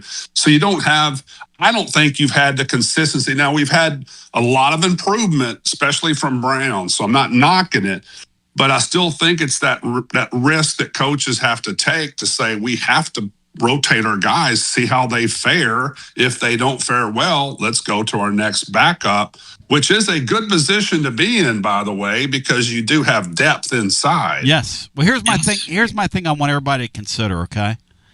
These teams that have come out of nowhere and made runs, Richardson led one of them, okay? Who's the other kid, the kid from Georgia, Brian, that led one of them? Oh, God, why am I forgetting him? McRae? McRae led one of them, and J.P. Prince led one of them. Now, here's my thing. He was excellent that year they went to the Elite Eight, like out of nowhere. Here's the thing that I look at this team, okay? Who is the player, if there's going to be one, because it can't be Ament. It's never those guys in the postseason. Teams win, John, in the postseason in baseball, not because of the superstars. It's because those other guys on that roster elevate their game, no matter how that works, and it's just a mystery how that works. But, Tony, how many NCAA tournaments have you seen where the superstar, the best player, carries a team all the way to a championship? But in order for a guy to do that, though, John, those complementary players have to raise their game. And we've seen it here. When we've had our runs here, Matt, who on this team's going to do that? Is Estrella going to do that? Estrella looked like that over the weekend to me. If this guy stays healthy for the next 2 weeks, we could be talking about this team doing something we never dreamed was possible. But you got to get him the ball. And Barnes complained about the guards not getting the ball to the post guys. That was his main contention in the Vanderbilt game. Is it him? Is it Evans? Where's it going to come from, guys? Let's talk about that. Matt, I give you the first crack at it. If there's going to be a guy, who is it? I think Estrella would be the most likely guy as kind of that third scorer for this team. But you get in a game and it could be an Evans who gets you, 6 to 12 points. I mean, even Boswell could get you 6 or 12. But if I had to pick somebody, it would probably be Estrella to be a guy that could do that. Griff, from your perspective, Estrella. Well, I agree with Matt. I think Estrella's had the momentum.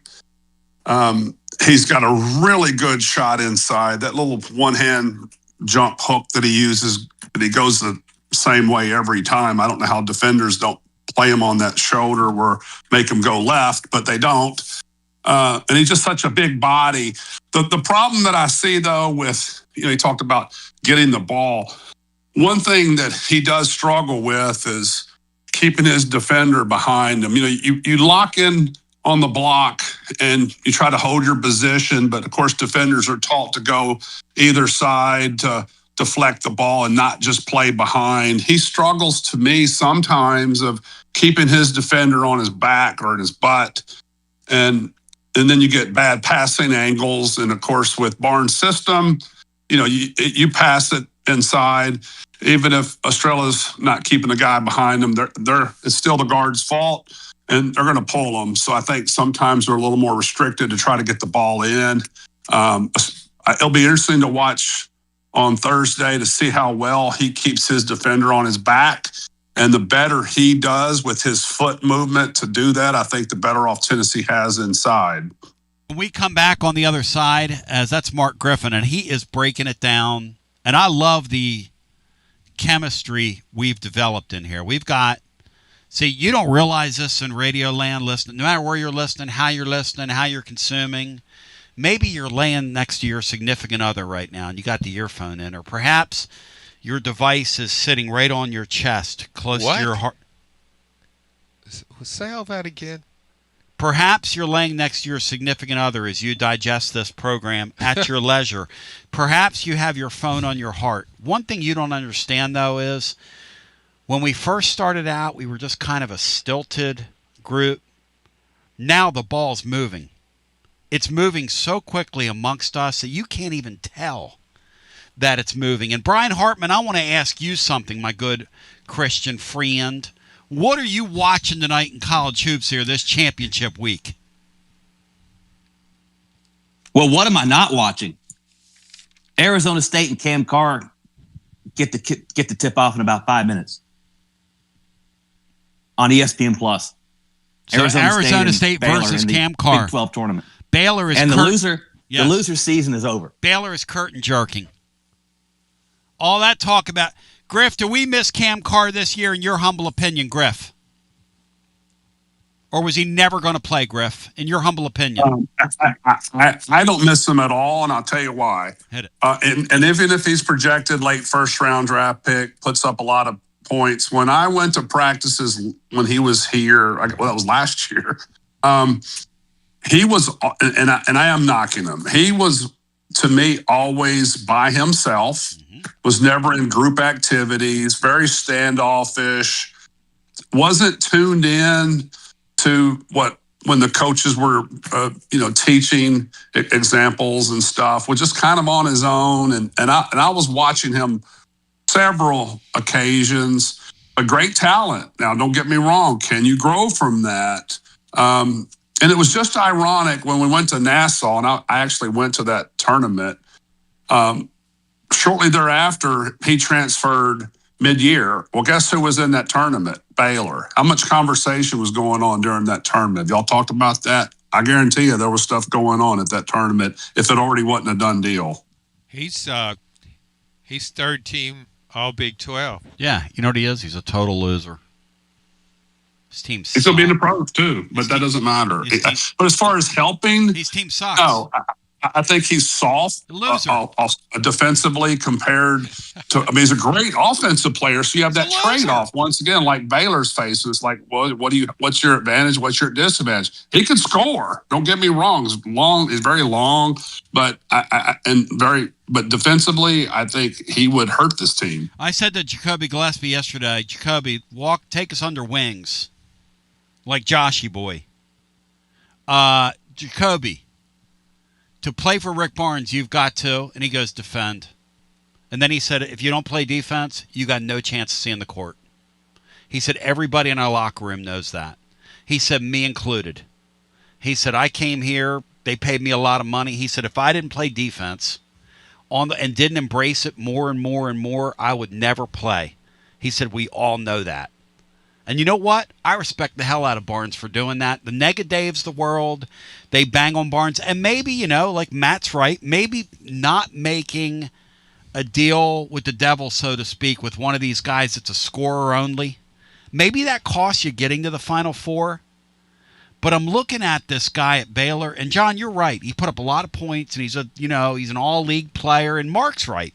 He's got high-end ability. There's no question he has high-end ability. But if you don't defend and you're not team-oriented, you are not going to play for this head coach. You're just not. Let me put it this way. I'm not sure how many Kim Caldwell players that Rick Barnes would have recruited that are currently on her basketball team. And I'm not trying to be funny about it. Because if you're not team-oriented and you don't defend, you don't play for him. Well, he has certain standards. Yeah. And you got to Stand by your standards. I think in managing any locker room and managing any team, you need to have standards and you need to be consistent. Whatever they are, you just need to be consistent. Yep. Because when you're not consistent, if you demand that your players play defense, demand it. But then you got a guy that, he's not really that involved on defense. Right. But boy, he can score. Well, even though he might come in and score, the other guys are saying, why does he get away with that? And so it has a massive effect on the entire team. Yeah, you're right. Hey, Griff, somebody said, well, what about Dalton Knecht, Griff?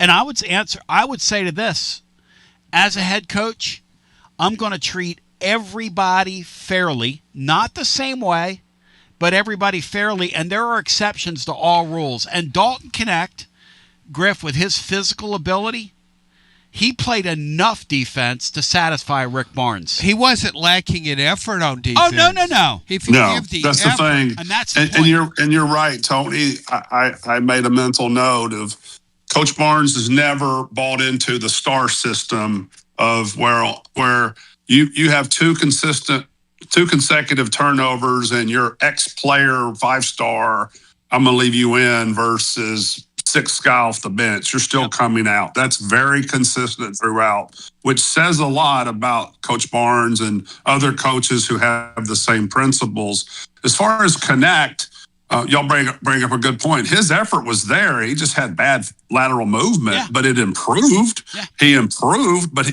you couldn't keep him off the bench because he was so effective offensively. Now, if you had that same talent, as a backup player, then we have a debate over who should be on the floor. But when you don't have that backup there, you have to go with him and the effort that he exerted, because the players knew that he had that weakness and they overcame that to help more defensively to make up, because he was such a great offensive player. And Matt, isn't that the truth about Knecht, is that he played so damn hard and tried so hard when he was here? That's why we respect him even now. 1 year he made such an impact here.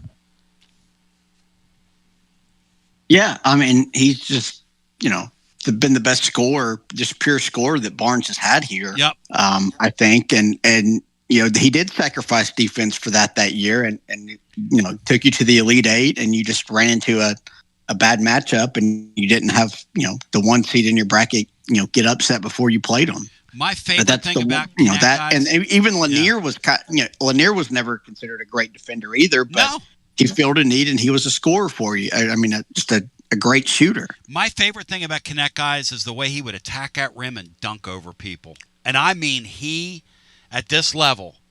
Well, how in the world did he hide in plain sight at Northern Colorado for 3 years? Think about that. That's a mystery. And another thing Knecht did really well, he worked so hard when he didn't have the ball.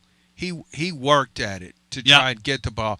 I think you can emphasize defense, but then there's a limit. You can't play your 5 best defensive players.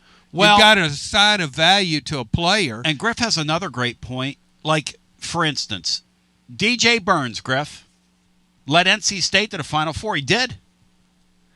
And Barnes, if you'd have told him, hey, you could have kept DJ Burns here and you'd have gone to the Final Four, you'd have taken Tennessee to their first Final Four in school history.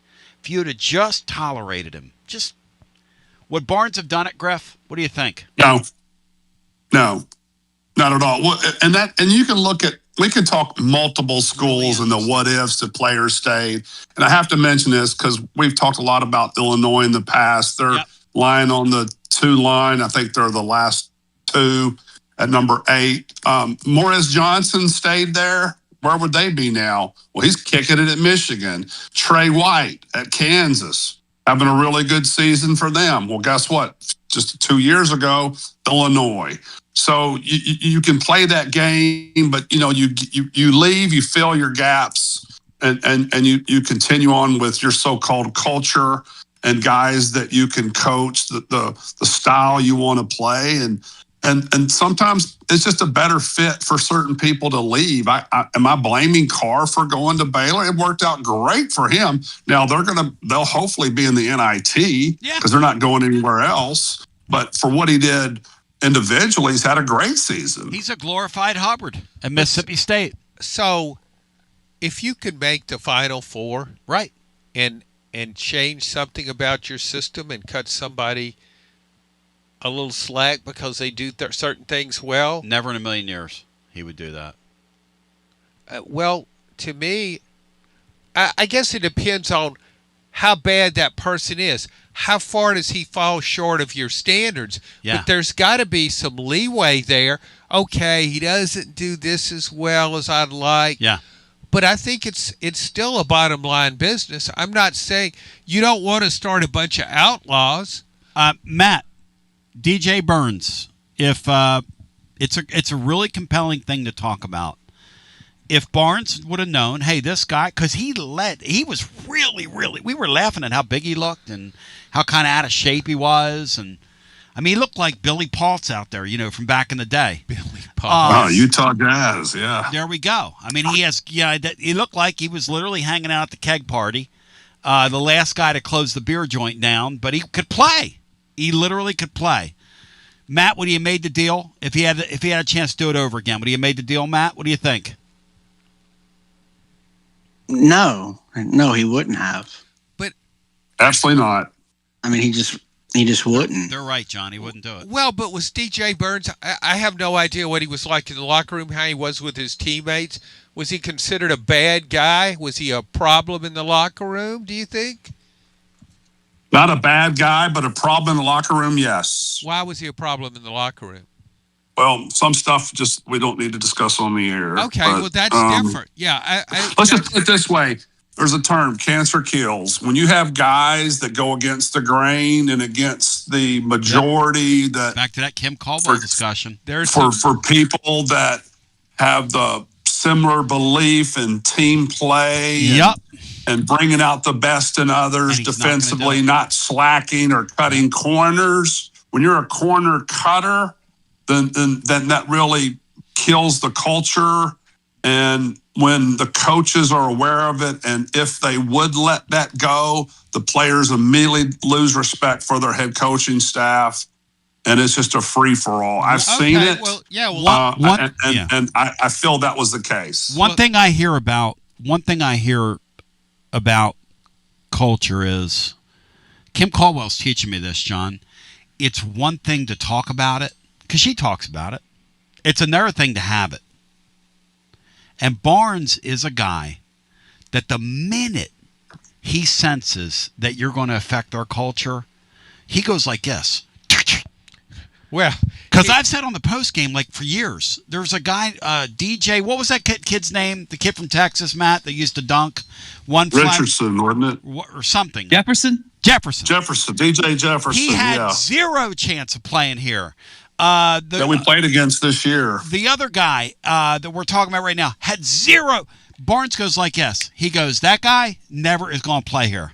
And there is nothing those people can do to get in his good graces because he guards his culture. Well, I appreciate Mark spelling that out with DJ Burns because I think you have to have flexibility. Yeah. I mean, if a player isn't always exuding quite as much effort as you want on defense, and he's exuding a lot of effort and trying really hard on offense, and he helps your team, I think you have to weigh all of that.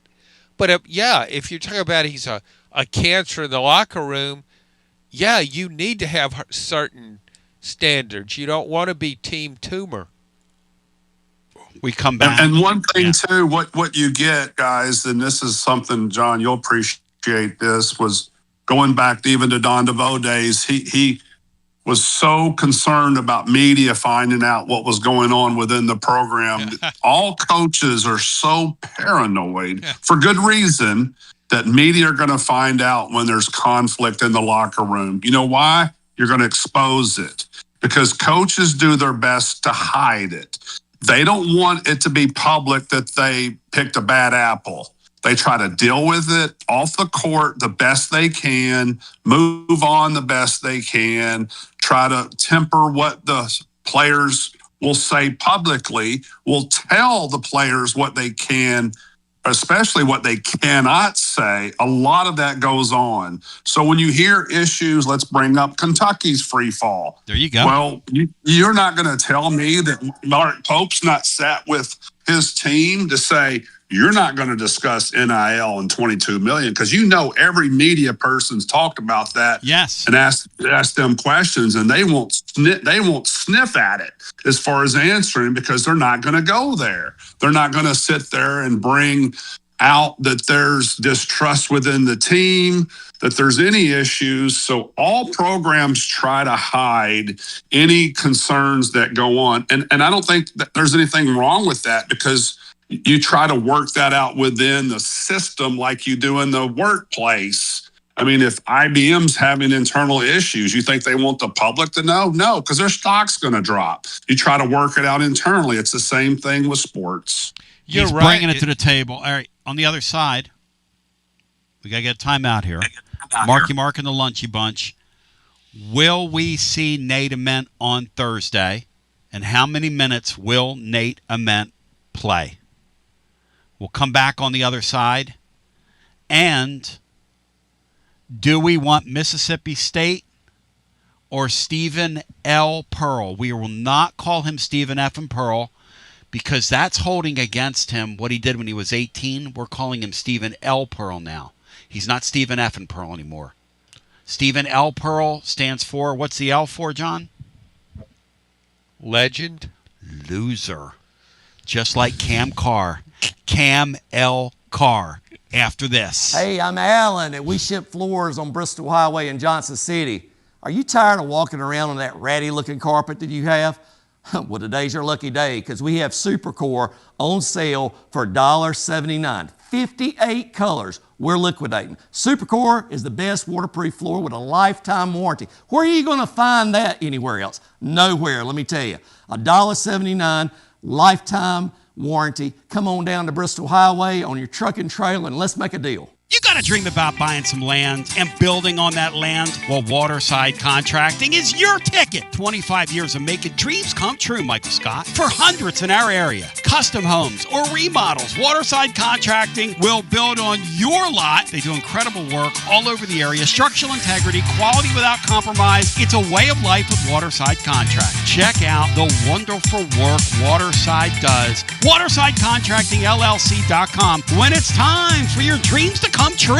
Quality without compromising. Waterside Contracting. College football fans, Chris Fowler here with the play call. This season, go for Dose with ice-cold refreshing Dos Equis. It's more than a single play. It's a mindset. Think of it as a 2-point conversion for real life. Taking the risk, making the bold move. Whenever we get the chance to go big, we take it. On the field and off, always go for Dose with Dos Equis. Enjoy Dos Equis responsibly. Copyright 2024 Dos Equis Lager Especial Beer. Imported by Cervezas Mexicanas, White Plains, New York. Hi, I'm Jim Simpson, owner of Simpson Meats. When's the last time you grilled a really good burger or steak? One your friends still talk about. Our goal at Simpson Meats is to make that happen every time you have a cookout. All of our cuts of meats, steaks, burgers, briskets, and pork are always fresh, flavorful, and sustainably sourced. We are family owned, so we know the importance of knowing how and where your food is raised. We have been putting quality first since 1888. Visit our butcher shop off Lovell Road or online at simpsonmeats.com. Tony Basilio along with the great Mark Griffin. And we're here to talk about our friends at Performance Medicine. And Griff, their slogan, stay educated, stay healthy. That's you. Wow. I really like to think that, Tony, and I'd like to give Dr. Rogers a lot of credit, because I definitely want to stay educated and healthy, and knowing that he's putting the time and effort in to make sure of my care. I want to encourage your listeners to put the time to learn and become educated and get to know Dr. Rogers and see if it can help with your health as well. And there's a really, really easy way to do that. In fact, they've got their own YouTube channel. You can see Dr. Rogers for himself with his staff staff. It's called The Performance Medicine Show over at the Performance Medicine channel over on YouTube. Also, more information at performancemedicine.net. To our friends in North Knoxville, a brand new location over in Fountain City, now accepting patients. So many ways to reach Dr. Rogers. And like they say, stay educated, stay healthy. Performance Medicine, online performancemedicine.net. Located in Knoxville's historic Old City, Barley's offers great food, live music, the best draft beer selection in town, and now your new favorite place to watch sports. Their indoor projector is perfect for any weather, and they've revamped their upstairs area with more TVs to take in all of the action. Their menu features hand-battered chicken tenders, juicy burgers, fresh salads, and the tastiest pizza in Knoxville. You can enjoy their happy hour drink specials daily from open until 6 p.m. Barley's Tap Room and Pizzeria. Tony Basilio here, and I got the great Chad Stockton of FC Alliance 2026. Chad, do you believe we've made it? Boys and girls teams start off the new year at big national event showcases. We got our younger kids training indoors and doing a lot of things to get better. So we're excited about what the future holds. Chad, I hear the juice behind you. I hear the kids. Your program reaches throughout East Tennessee. If folks want to get involved, what's the advice? We're easy to get in touch with. We offer players at all ages, all levels, all experience. We have a program for all of our kids that we have, and we're excited for anyone to join us. And even some Lady Vols as well. Several college players all over the country, yes? Absolutely. We had a lot of girls that we were able to watch play in the NCAA tournament. A lot of our former players made big runs through the tournament. We're so excited for them. Growing the beautiful game. In this, the year of the World Cup in North America, celebrate the beautiful game. Get your child involved. FCAllianceKnox.org. That's FCAllianceKnox.org. And Chad, thank you, man. Keep growing the beautiful game. Absolutely, Tony, and thank you very much.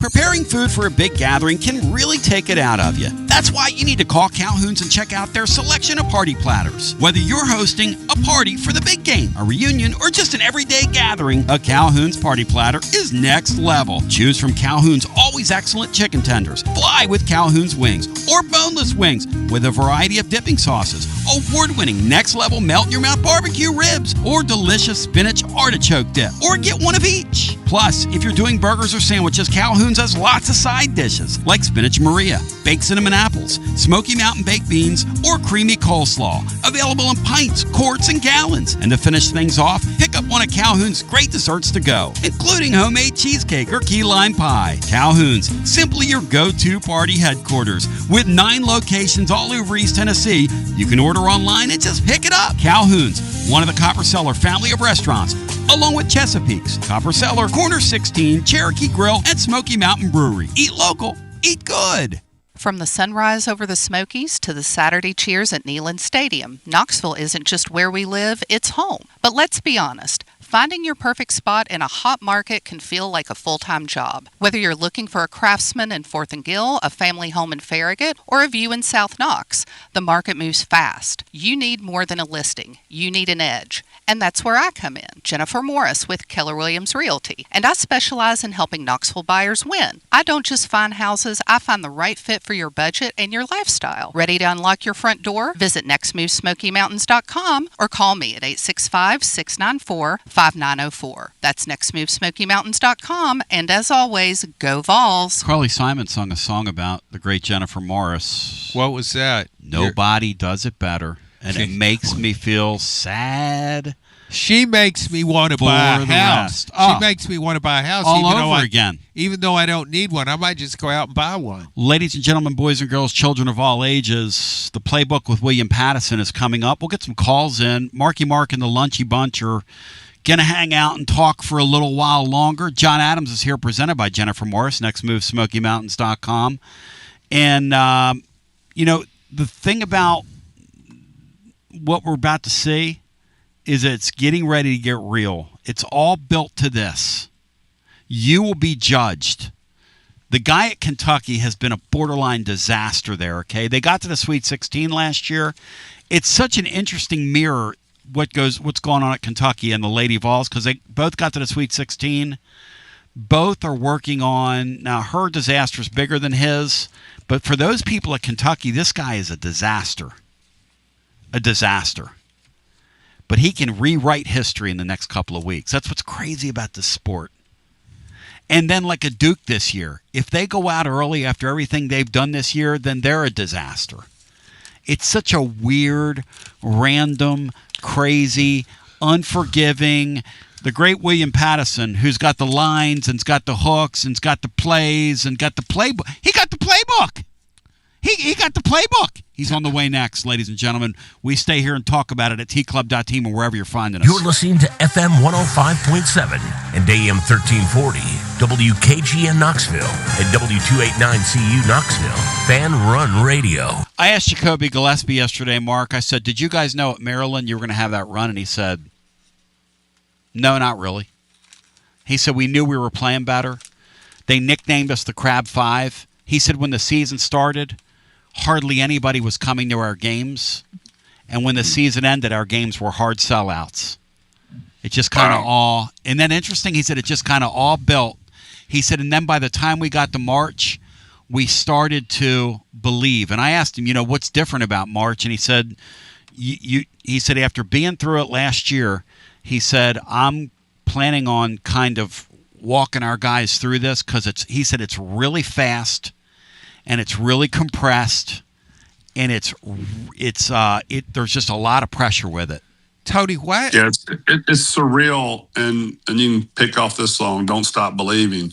It is really fast. I remember it being so surreal and so quick, and the next thing it was snatched from you. It's gone in a moment. Yep. And then it's just over. And that's what's these young men and women that are playing, I don't think they really do realize how fast the rug can be just taken from underneath them. Y'all play and they can control that. Y'all play that great West Virginia. People can control that. Yeah. And what's interesting too, and I mentioned, I was a little hard on Carey, but there's a big term, you shouldn't have to coach effort.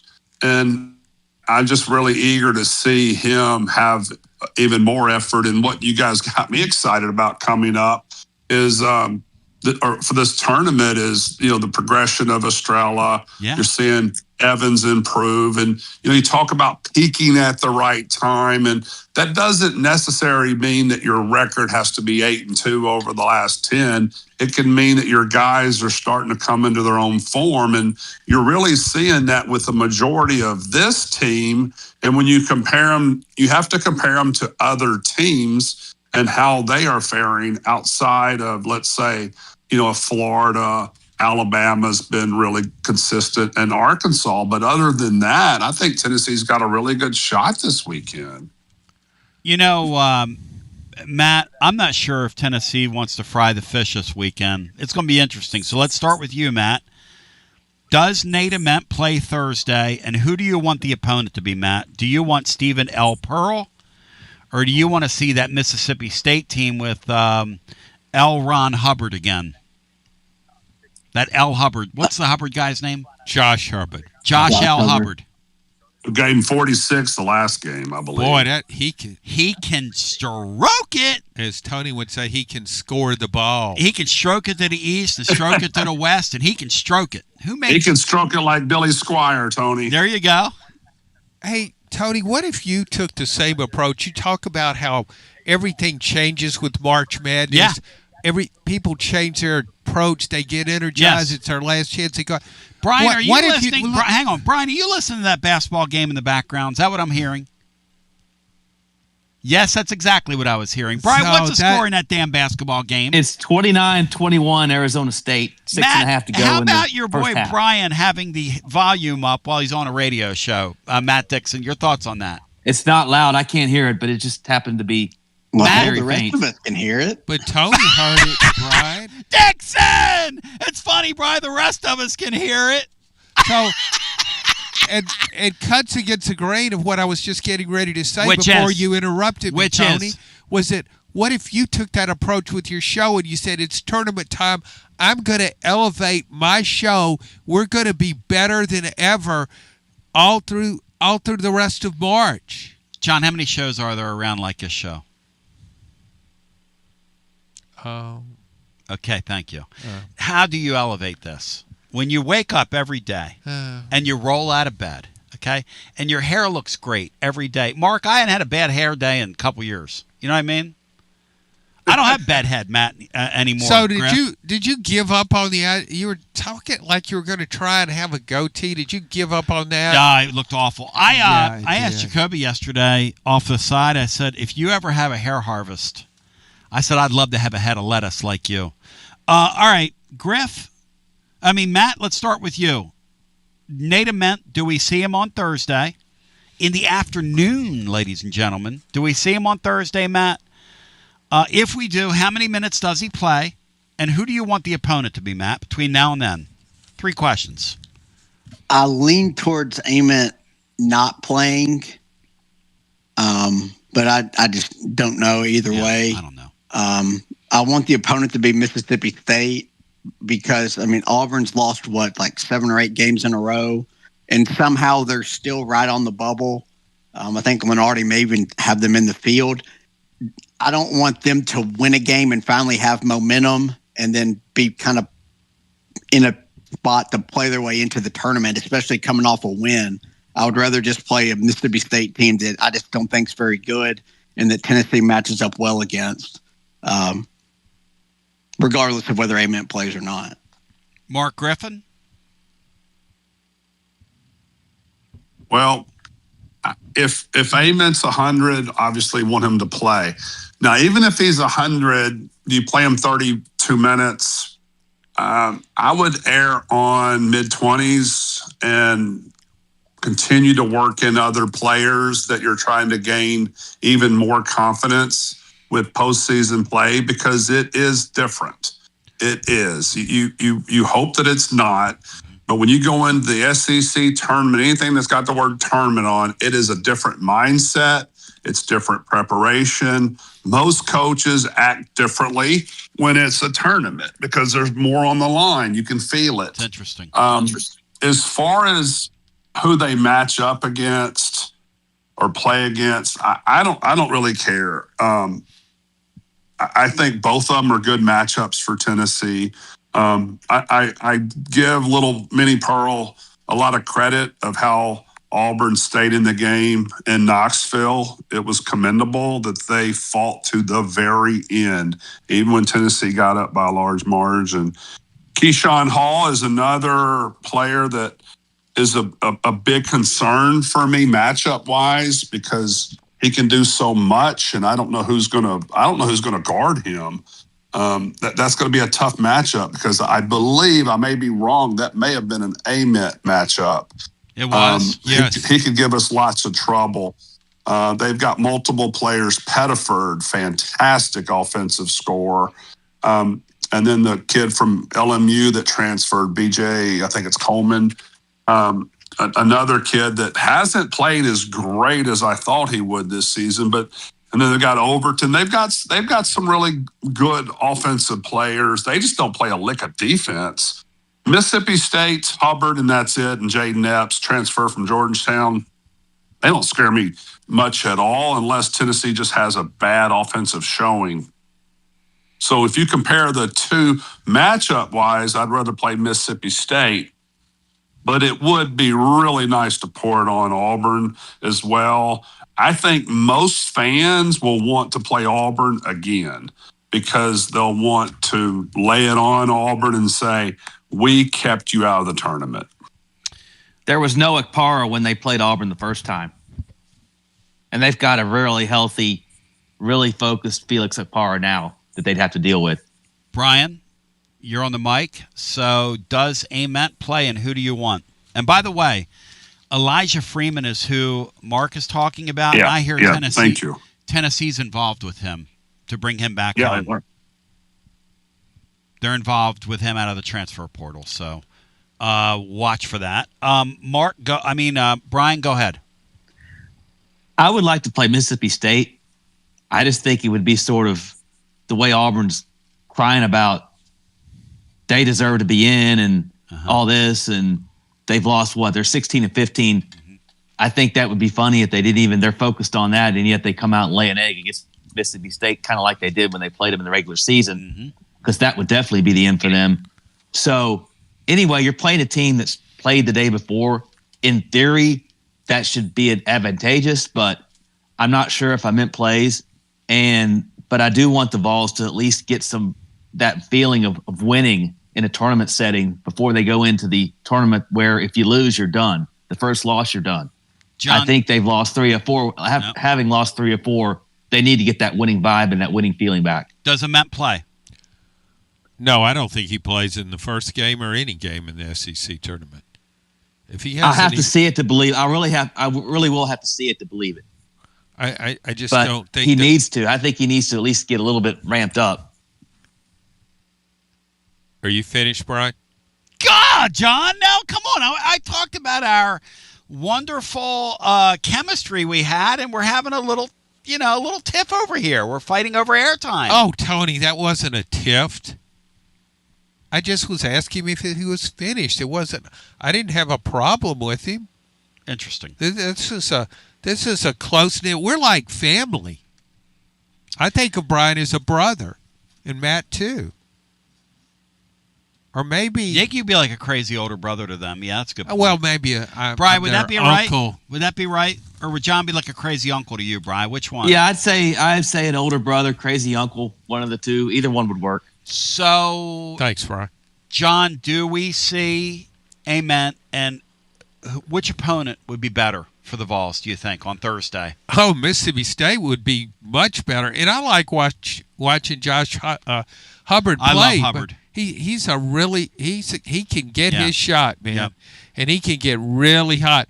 In that game against Tennessee, he was unbelievable. I mean, he started out, I thought he might score 70. Hey, Mark, when the ball's going in like that, walk us through that, because I've heard players say that sometimes every once in a while, when I have a guitar and I'm playing, every once in a while I'll do things I'm not capable of doing. Just every, once a blue moon, I'll be able to do something, and then I'll try something else and I'll be able to do it. Okay, like I can hear things, and all of a sudden, it's like you're inspired or whatever. When you're a shooter, and you had great games in the 3-point from behind the 3-point arc, when it's going for you like it was going for him, does the bucket look bigger? There's no question, and it's hard to explain exactly, but your confidence level is at such a high that you feel no one can stop you. And the problem long term that when you get in your own head, you're like, why can't I feel this all the time when I'm not making shots? Right. How can I not keep this? And I think your great athletes, your great scorers are able to tune into that area more often and more consistently than some of us that are on and off consistent wise as far as what we call being in the zone. And the feeling you get too, Tony, people talk about the endorphins you get by running up a hill or running miles or a workout. And you do get those. It's very similar in competitive sports that when you're knocking down shots, you really do feel invincible. The basket feels at least 2 times, bigger. Your form feels better. You just feel invincible. And it's a great short-term feeling. I think with the great players, that maybe they don't need those endorphins. Maybe they don't have to get in a zone. Because if you get in a zone and then you can be worried about, I hope I don't get out of my zone, whereas maybe the greatest players just say, I just am who I am. I do this all the time. I don't need an endorphin rush. The other mystery about basketball is sometimes guys will go out there with a fever and play games of their lives. Or you hear guys playing with the flu, and it calms them down. It's a strange the psychology of that is really strange. I was waiting to go into the Army back in my early 20s. We used to play every Sunday. We'd play at the gym. They were pretty rough games. Yeah. And I already had one knee surgery, but I'd bounced back from it. It wasn't a serious knee surgery. And I'm thinking, well, what's the worst thing that could happen? If I get hurt out here and tear up my knee, I don't have to worry about going to Vietnam.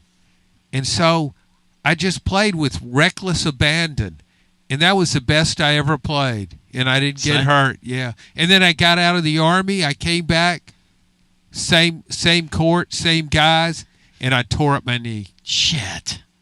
Hey, Griff, why is that when God, because I want to talk about Ament, and if he doesn't play this weekend, if our hunch proves to be so, I want to talk about ramping a guy back up. But why is it, Griff, when you're sick in basketball, you hear that old adage, and guys, I don't know, they have better games sometimes when they're sick. Why is that, Griff?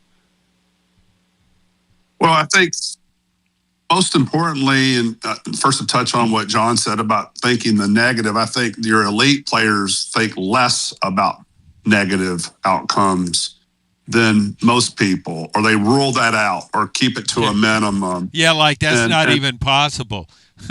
Yeah, and no matter if they're on a 1 for 12 streak, because you always hear, shoot or shoot, and what program you're with. But you do. It is a mindset. And Tony, we've talked about this ad nauseum. How what separates great athletes from elite athletes is the mental side. Because when you step up a level, high school, either NAI, D2, mid-major D1 to Power 4. To All Americans, I think if we had a study on the amplitude of and mindset of these individuals that are at that elite level, it would blow you away. As far as your question about Ament and people being sick, once again, I think it's just focusing on the controllables, the positives, and not focusing on how down you are or if you're sick or not, but focusing on just trying to think as little as possible, but keep it real and know that you're going to make a difference. It's just, how can you make a difference? Like, I don't think even Michael Jordan went into a game and said, I'm going to get my 30 today. It was just like, I'm going to get everything I can get, and you're going to have to work your tail off to stop me, or I'm going to get 50. Yeah. I just think you don't put a limit on your level of play. When you're elite and when you're sick, it's like you try to really go about the game like you're healthy and just trying to focus on the next task at hand and as little as possible. I hope that makes sense. Well, I want to give Griff a chance to take me to task here and take me under wing, because I was saying if it was my dime and my dance floor, Nate Ament wouldn't play till the NCAA tournament a couple weeks back. Which, now that we did the math off the air, and the math comes out as follows, that would mean that if you played on Thursday, you would have been off 19 days. And if you play on Friday, you'd have been off 18 days. But it's a long time, basically. You mean 20 days if you play days. Friday? Yeah, he's been off 3 weeks. Mark, you tell me that it's a lot more than just walking out there and playing, that he needs a ramp-up period, in your humble opinion. If you can, walk us through that in terms of how quick you lose it in hoops at that level. Well, why when you go to a game, every game they start off with layups? Okay? You're doing fundamentals, layups. Why do pro basketball players shoot layups? Because it's the same form every day. Every time. Free throw shooting. Why do you practice free throw shooting? Rhythm. Same objective every day. When you take off 3 weeks, it's like going through so-called like rehab. You're having to start all over. It's not the same. So you do get rusty. You're not doing those layups every day. When you take 19 days off, that layup feels differently. That free throw feels differently, because you do have to get into a rhythm. That's what sport is, especially basketball. It is a rhythm.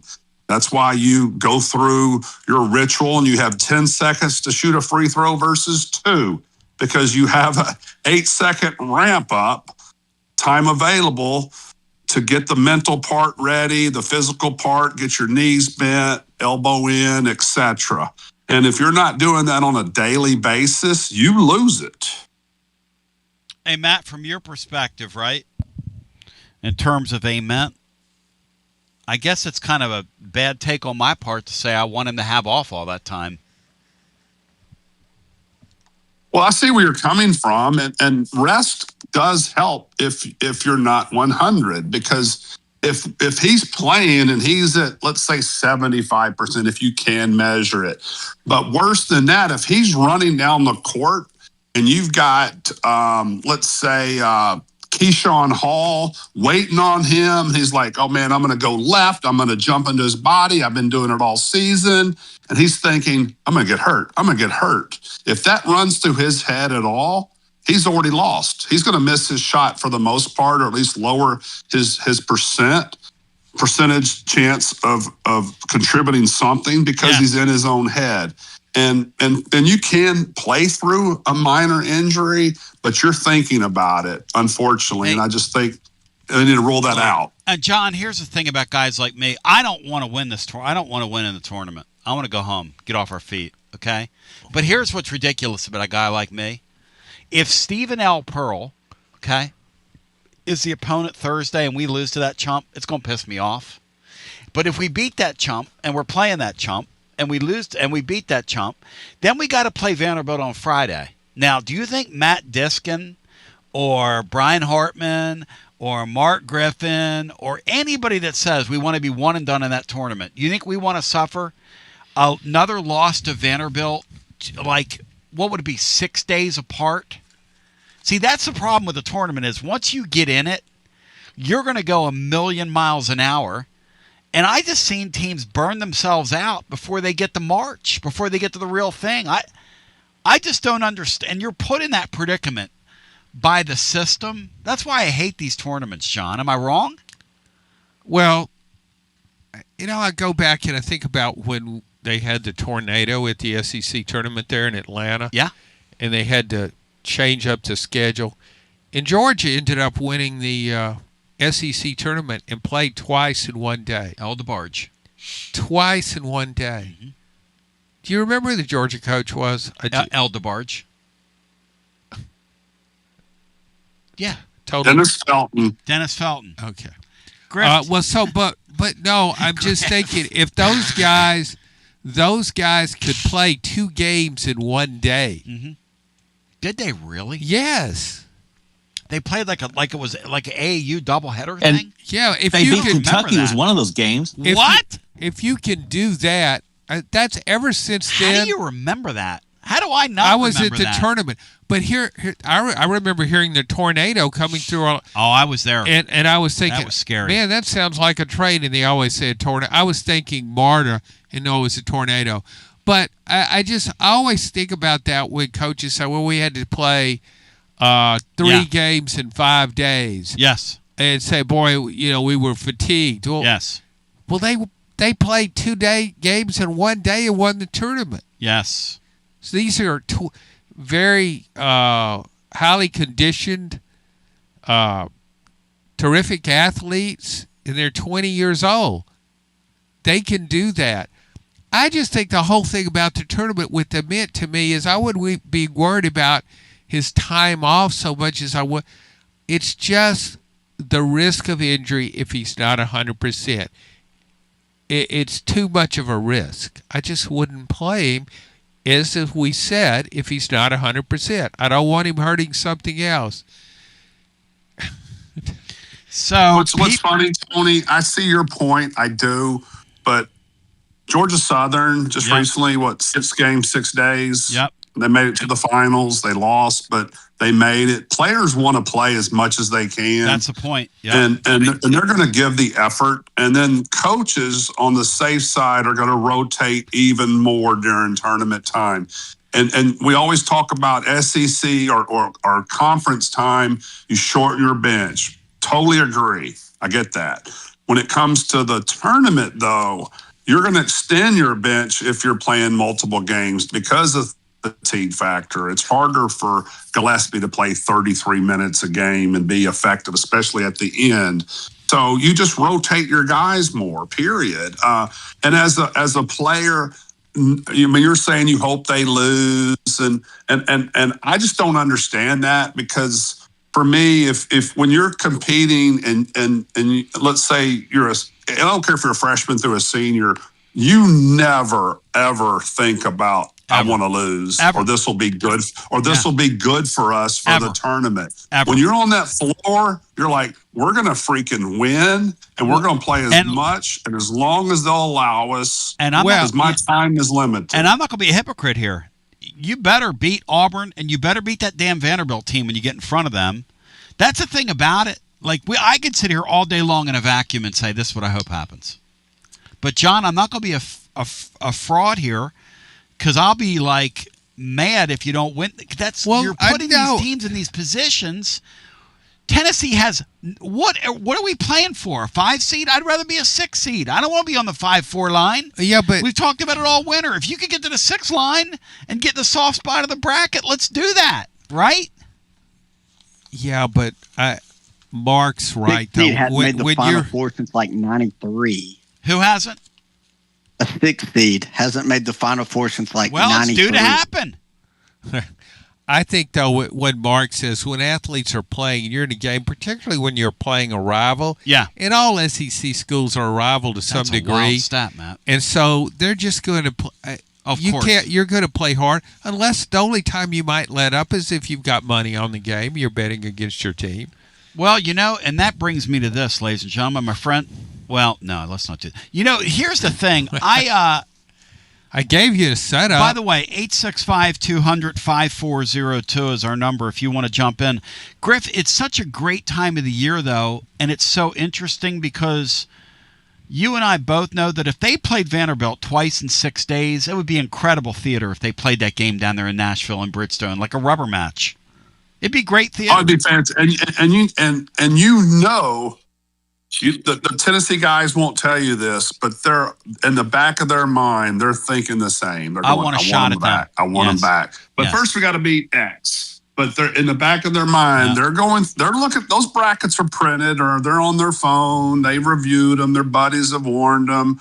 I mean, they're looking ahead. They always tell you, coach speak one game at a time. That's a bunch of crap. I mean, it is the day of the game and preparation, but you're always looking at scenarios ahead. It's just natural. It's not going to end. It's just not spoken about from the coaches or the players, but you do look ahead. And I think it's great, like you said, for both sides, especially in Nashville. That place will be booming. And what'll be great, and I can't wait till this happens, if it does happen, I'll be so glad not to see a sea of blue if we're fortunate in Nashville. The problem, though, Griff, is, and the folks involved with it will tell you this, Florida fans don't travel, Matt. They don't travel. And they don't deserve this. They don't. I'm talking Kentucky. Oh, I know what you're. No. I know what you're talking about. But if Kentucky gets beat, then there's no commerce down there. You see what I mean? Who cares? Do you care if someone's buying? I cheer for Nashville. You're cheering for Nashville. Boots downtown. You're cheering for Nashville. Georgia, that place will be sold out. You're cheering for Kentucky fans are kind of carry Nashville tourism every year. See? I'm cheering for Nashville. It'll be sold out, I guarantee you. Those Florida fans, John, it's the craziest thing about their basketball successes. You know this and I know this. Do they care at all about basketball? Nothing like they do at Kentucky or Tennessee. Not even close. And they've had... Or Arkansas. And in the last 25 years, they've had the super teams. They're the kings. But you say the fans don't travel. That team travels well, though, doesn't it? Hell yeah. Hell yeah. And we're talking about effort. That's one of the things I like watching Florida because Mark's talking about big guys getting on the floor. Florida's big guys play like little guys with an attitude. They hustle. They're constantly moving. They're working. That Ruben Chinaloo is just, he's nonstop energy. Defending, rebounding. The Chinese. You're right. They're fun. I like watching that team. I like watching Arkansas. I like watching Darius Acuff. He's one of the all-time greats in this league. Who's your favorite team, Griff? Your favorite team in the league to watch, Griff? Your guilty Florida, pleasure. by far. I agree with John. I love their bigs. Houck, I think Haugh, great player, most improved player over the last 3 years. Chinley's right behind him. Give Todd Golden so much credit for development and in recruiting process. Those guys were not 5-star McDonald's All-Americans. No disrespect to Arkansas's players. Their development has been phenomenal. The Condon kid that was out of Perth, Australia, where I used to live. He seemed like he's played 8 years, just fills a great role. And then Boogie Flan came out of nowhere against Tennessee, believe it or not, and they've really turned it on. You know, Florida was 5-4 earlier in the season, and now they're on a 10-game win streak. Can anyone play with them? I'm most excited to watch them. I even love their foreign guard that plays out off the bench. Like Kravlar or something. I can't pronounce his name. But a great shooter. The Lee kid annoys me. But other than that, I love this Florida team. Love it. Matt, how sickening is that they have that team? That fan base has that team. They could literally cut them down again. Literally. That's sickening. Yeah, it's awful. Awful. I mean, won the league by like 2 or 3 games. It's just... Guys, Kentucky was like 8th. How galled are they there? They've got to be. Can you imagine?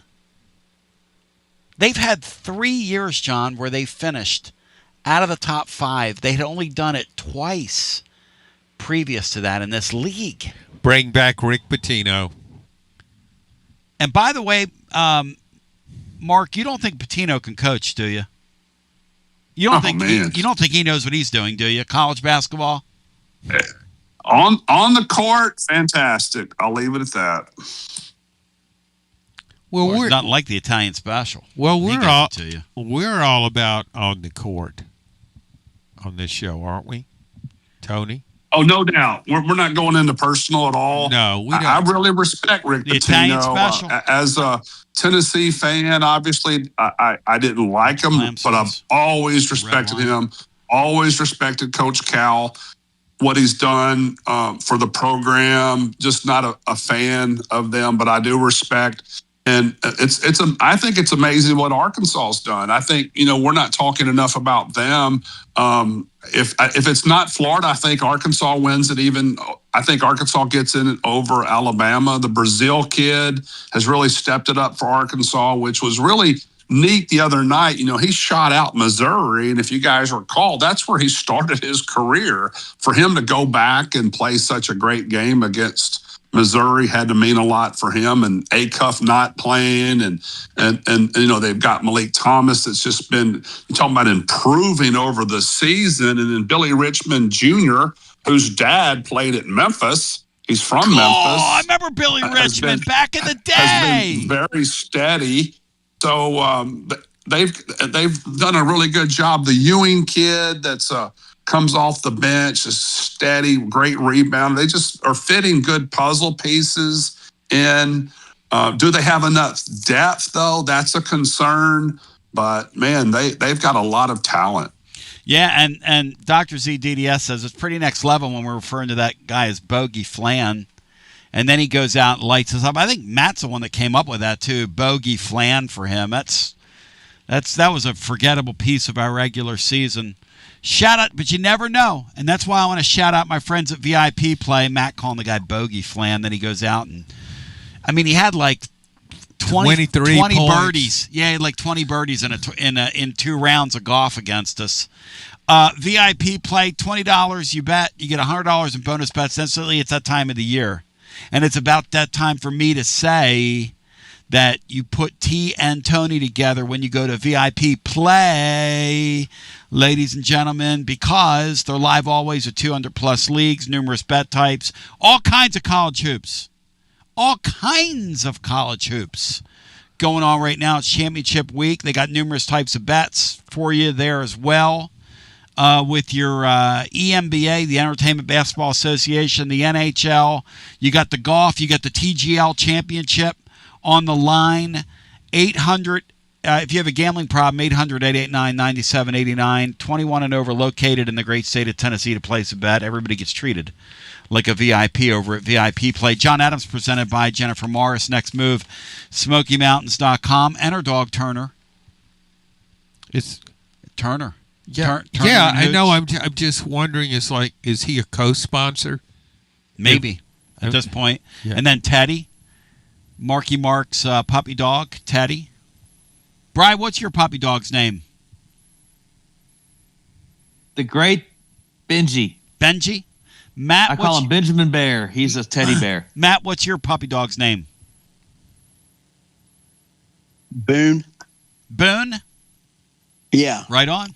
We all have puppy dogs, of course. John, all those years, had Arf that would pick in the paper. I had Arf. Arf Adams. Arf Adams. Zach Thicket. Yeah, he was the neighborhood cat. All my pets have died, and so is Zach, the neighborhood cat. You gotta go get another one. Get back on the horse, man. Don't you? I love animals, but losing all of them one by one was my grandmother told me that. It's pretty traumatic. Yeah, I asked my grandmother, "How come you don't have another dog again?" She goes, "I can't take the pain." She was like in her 80s. She said, I can't deal with the pain. She lived to be 96 too. Never got another dog. Hello, welcome in. You're on the air. Hey, Marlon? Yeah. Hey, man, it's Boy Billy from Harriman, son. Boy Billy from Harriman. K-Pasta, amigo. Hey, bro. How you going to take a day off from a multi-million-dollar per year operation to go interview a point guard, man? Well, it wasn't just, it was, I was doing a favor, and I said I would do it, and I did it. I'm a man of my word, and that's what you heard. Man. I mean, is there anything y'all didn't talk about? I mean, stomach bugs, leadership, play style, team dynamics, hair. Seems like y'all touched it all, huh? John, anything we didn't get into that you wanted to bring up? Boy, Billy brings up a great point. No, I think it's been a pretty eclectic show. We've run the gamut here. Even got an Al DeBarge reference I got to tell you, hey, Tony, did you see my boys, the Farragut Admirals? I said it's great to be a Farragut Admiral, baby. You said that Bearden was a 22-point favorite, and y'all were going to get the dog walked on you. Hey, well, they beat us, but it turns out the way they drew up the districts, Sevier played the game of their life, so in their section of it, so we went up to Sevier to play them. That sectional game, winner goes to state. First time since '93, the ads are going dancing, That's baby. what Laura told me. She said, "How's Farragut still alive when Boy Billy declared them?" And we couldn't figure out. So did they play Bearden or no? Yeah, they played Bearden in the region title, and basically the way the bracket works. So two teams get through. Okay. Yeah, both teams. If you lose it, you got to go play the other region. So we went up and, we played the mountain people. I said it's great to be a Farragut. I said. You already know what it is, man. Hey, man, we haven't been there since before I was born, bro. It's pretty exciting. You're going to the States. Final eight, but I gotta say, I looked at the bracket. Yeah. We got 7 more losses than the 7th best records. I mean, of the 8 teams, we got by far the worst records. I don't have a lot of hope, but hey, we alive, baby. Sam Needham says y'all are going to get absolutely housed next time you take the court. Yes or no? Yeah. Yeah. Oh, yeah. well. Hey, it is what it is. That's why I got to celebrate today, man. Hey, man, I'd like to get to the Final Four one time and get blowed out. People call me a loser. Mark, would you take that if I said we made the Final Four but we get hammered in the game? Would you take it, Mark? Just get there and see what happens. I mean, you think South Carolina basketball minded that they didn't win it, but they got there. They might ever men's basketball. No. May not get there again. George Mason think they're complaining that they made the Final Four. University of Pennsylvania. It's a badge of honor. No one's really going to remember other than your stat heavy heads of what the score was. Just get there. I could still see Greg Kelser dunking on Tony Price. You think and Magic Johnson dishing the ball against Penn. In 79, John, the University of Pennsylvania making the Final Four. You think I'd give that back as a little boy, that memory? Yeah, I remember watching that Final Four. That was bad. That was a bad showing by. Who was the other team? Who played Indiana State? Michigan State. Indiana State, Michigan State, Penn, and who was the fourth? Indiana State had to get through somebody. That's an interesting question. Was it another Big Ten team? I don't know. I mean, no, you had Michigan State. No. Boy, Billy, any idea? Man, I got no idea. That's 5-6 years before I was born, bro. Huh? Yeah. We're trying to take you under wing, man. Penn got there with no scholarship athletes.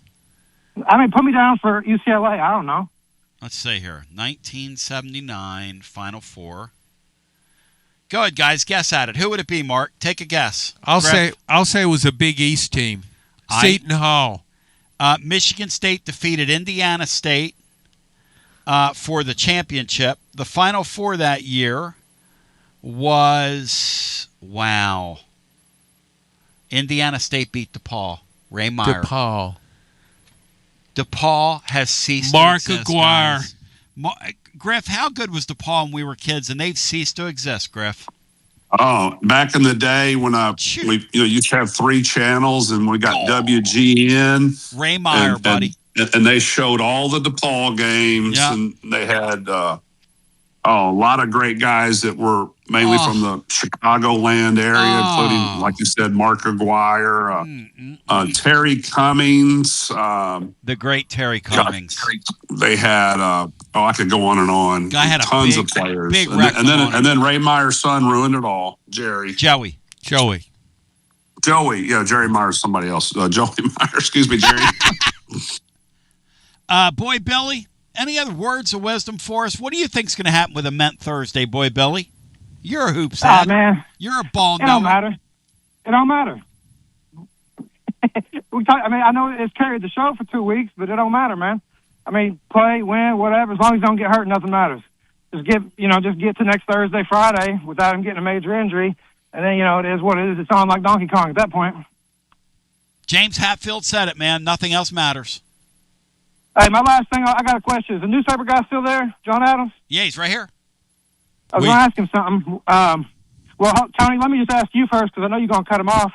I was going to say, what's your favorite local high school hoops team you follow every year? And I'll hang up and listen. John, do you have a favorite high school hoops team locally you follow? No. I don't either. Bridie, you? The closest I get to high school basketball is the Hoosiers movie. The closer I get to you, Roberta Flack, Donnie Hathaway. Matt, that's about it for me. Do you have a high school team, Matt? I'll take Rodney Woods' team. Well, he retired, right? Yeah, yes. Matt, do you have a high school team? That would be it, but... No, I don't. No, I don't have one. I don't have enough bandwidth for all that. Mark, do you? What's that? Your high school team that you follow. Do you have a high school team? Oh, I follow Union City High School. I went and go. saw him play against Trenton a few weeks ago to go see my role model and idol and Harry Ferguson, who's from Trenton, and my middle school coach, Dan Boykin. Still there. He's having health issues, and they all still go to the games. And wow. Union City didn't fare so well, but, I try to get back every year to watch my high school team play. And do I follow guys or teams here? Yes, because it's interesting. I'm at an age where my former players' kids are still in high school, so follow them when I can. Do I go to the state tournament? No. And now it's set up so differently. You got that 1A, 1AA, and back in the day, you just had single A, double A, triple A, and now it's just a lot different these days. So, Billy Boy Wannabe Bryce says, how about the Pal Panthers? Do you follow them? Back to the phones we go. That went well. Let's get another call in. Hello and welcome. Hi, you're on the air. Hey, guys. Joshy boy. Wingo. Well, my favorite team is my Pal Panthers that I follow. There you go. Yay, Pal, go Panthers. Who had the cement mixer company that used to have the cement mixers that said, Yay, Pal, go Panthers? They had the names... You remember that, John, on the side of the cement mixers? No. Brian, did you ever see the cement mixers that had the thing on the side and it said, Yay, Pal, go Panthers? I don't recall. Mark, do you remember seeing those around campus and around town when we were on campus? no, wasn't it Pal Power? Or am I wrong? No, Pal Pat's something else. But it said, Yay, No, Pal, I don't remember that, Tony. All right. Let me digress, though. Do you remember back in the day, and this is totally digressing, the Walker? Remember the old guy that wore the trench coat and walked across campus all the time? People used to make fun of him. They called him the Walker. He flashed somebody outside of Hess Hall one night. Well, there you go. And it wasn't Daryl Walker. Might have been a different guy in a trench coat, but...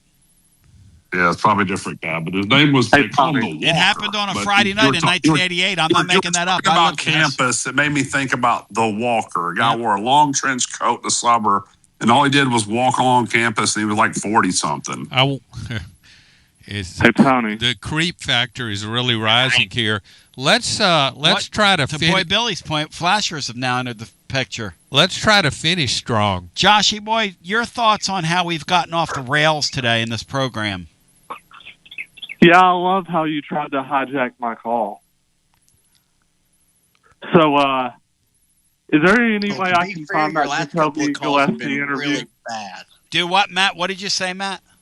Go ahead, Matt. I say this because I like you, Joshua Boy, but your last couple of calls have been really bad. So let's try to avoid continuing a slump with this one. We're back. He's back in good graces. Matt, where the hell have you been? I had a really good call Saturday on the postgame show. Yeah, he's got a streak of 1 in a row, Matt. You were too busy covering baseball. Where have you been? Yeah, I was watching baseball Saturday. Yeah. That's good. So, is there anywhere where I can find that interview, Tony, of you interviewing Gillespie? I think it's going to air somewhere. I got to find out. Gotcha. So, yeah, they do. Tony, if I'm not mistaken, you can find that out because they film it, I think, on Saturday on the. It used to be like Channel 43. I don't know what it is now, but that channel, they do air it, but I'm not sure what time. But you can find that out. Yeah.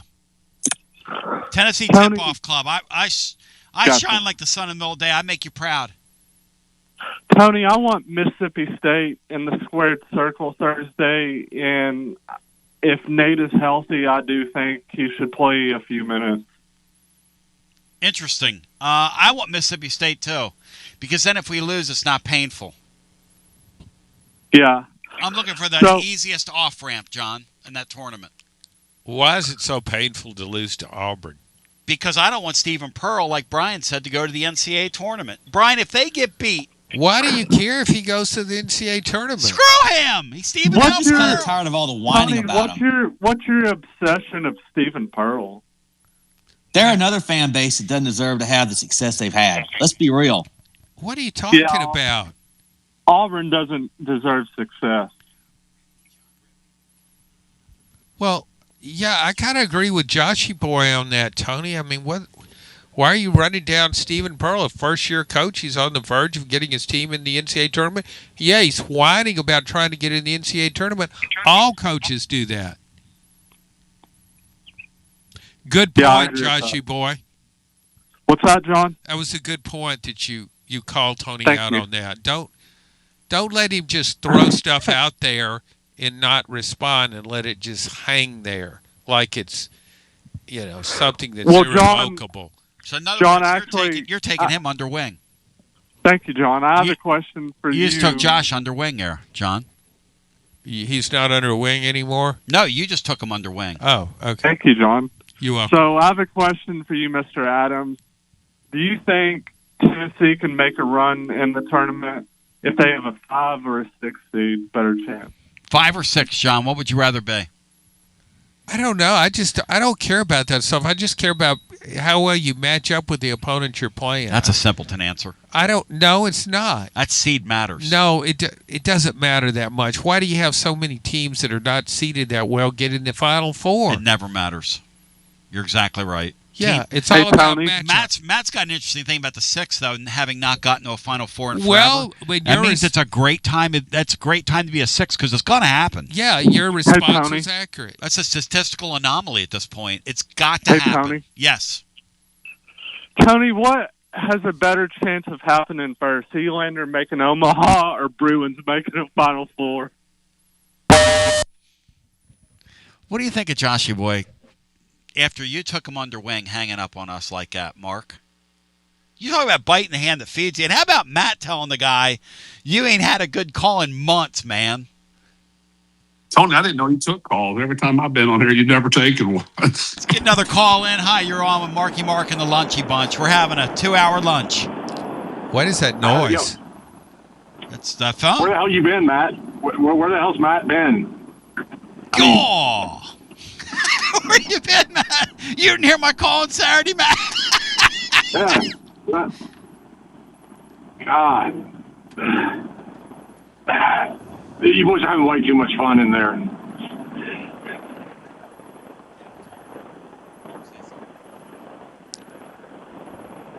We're kind of having trouble hearing you. Are you still there? Yeah, I'm still here, guys. Okay. I'm sorry. Joshy boys want me to grade his phone call, and I don't know what to tell him. What do you want to say to him? What would you give him for this? What grade would you give him for this one? I mean, I thought he was like turning a corner, but then he fell off the rails again. Well, I think off the rails can be very entertaining. I mean, Joshy's my guy, man. I love Joshy, but I wish Tony would stop hijacking his calls, and I wish Matt would start paying a lot more attention to his calls. You know. But actually, I was actually just wanting to comment on this Amari Evans thing, like. So since the Vandy game, and the kid is terrific. I think the kid's got a really bright future here. But the way people are talking about him, like all of a sudden he needs to be in the starting lineup, it's almost like they're acting like he hasn't gotten minutes this year. Or it's like 17 minutes, like no points, 1 rebound. And I'm of the opinion I still think he needs to come off the bench. I don't think I put him in the starting lineup. Like, if you put him in there, and if he keeps it rolling, you know, where he left off on Saturday, then, yeah, you keep him in the game and see what he can do. But I feel like there's a little bit of an overreaction here. Like, I don't think we can, like, go into these tournaments, like, thinking, okay, Amari Evans is now this, like, super high-usage player we need to start taking advantage of, you know? Well, I don't think you necessarily have to start him. My point is, though, I think he showed he deserved more minutes. He scored against the top 25 team 24 points. And Mark has talked about how good defense, what good defense he plays. That combination, and he's 6'5". I would play more in the tournament. I don't see how you could not play more after that game against Vanderbilt. Priority 1 for the Vols next year is locking him down, because there are teams that are nibbling at his feet, man, including Villanova. That's one of them. Yeah, I mean, I think the kid's going to be great. Don't get me wrong. I'm not trying to disparage him at all. But he has gotten a whole lot of minutes, especially for a freshman. And I know it takes time to grow as a freshman. But I just might be overreacting just a little bit. Mark's right, though. His best so far up to this point until Saturday, like his perimeter pressure is what's been the best part of his game. I mean, he can, even if he's not giving you points and rebounds, he's still getting you 2 or 3 steals a game. But it's just my opinion. And they've had him on the floor when it matters, too. A couple of their great finishes they've had this year, I don't think it's coincidental or accidental. They've had him on the floor to finish games. Yeah, I mean, I totally agree. Like, you put him in, and if he's playing well, you definitely, like, keep him in. I feel like what I've heard is, well, this guy needs to be, like, on the floor, like, 30, 35 minutes a game, and I'm not really sure if that's the case. Like, if he can do this in a tournament maybe this week, then okay. But what happens if he doesn't? What happens if he replicates it? Then all of a sudden you have a decision to make. That'd be really interesting to see how they did that. If he can do it for a couple games this week, then yeah, I say roll with him. Yeah, be a great problem to deal with. Be a great problem to deal with. I'll say that. And the other thing, I was going to ask Mark if he's still around. These 2 injuries to Duke, I don't think are getting enough attention. And I don't know if he has an opinion on this, but I think that's a big blow to Duke, like these 2 injuries that they're dealing with. And I don't know if these guys are coming back or what. The Caleb Foster and the Yongba guy, I don't. Yeah, you're right. I'm still here as well. Just letting Tony have the stage. No, that's a huge factor because, as you know, I mean, Duke is not deep.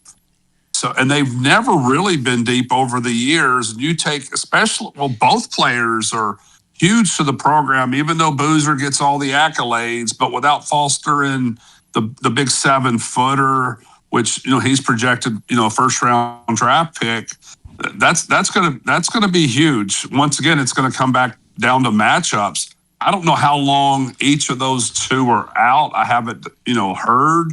But if they're going to miss any of the NCAA tournament time, especially if it's in that second week, that's gonna play a huge factor moving forward. Been interesting. Speaking of matchups, let's say Tennessee's in that bracket, and they're let's say they're 5 and they beat a 4 and they end up playing a 1. And if those players are not playing, I'd love to be in their bracket, because you take those 2 out of the game, gives you much better chance, or any of their opponents a bigger shot at defeating Duke. But if they're playing, it changes everything. Once again, it goes back to how hurt are they? Can they get to be 100%? Are they going to bring them back slowly with no bench? You don't have a lot to work with. So I think you bring up a fantastic point. Yeah, from what I hear, the Foster injury is pretty significant. Like, he may not be back. I mean, without him, he's basically their primary ball handler.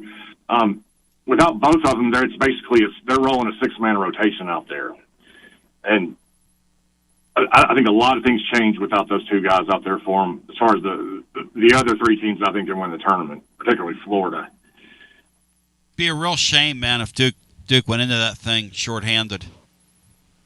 That would good. Remember, too, as good as they are, their big prize on top of Boozer was the kid that went into the NBA draft late, the Coward kid. Yes, Cedric Coward.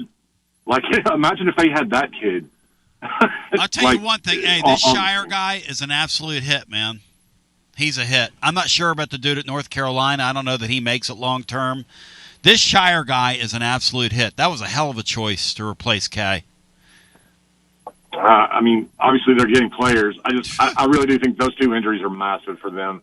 So it's hard for me to see any team other than maybe Florida really beating them. But man, if those guys are out, I didn't know if Mark.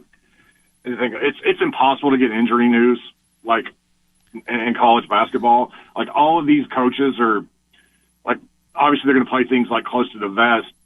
Like, I feel like Ament's going to be back, but let's be like, if there was a situation, say this thing with Ament was really serious, and they know, just say they knew right now he's not going to play again.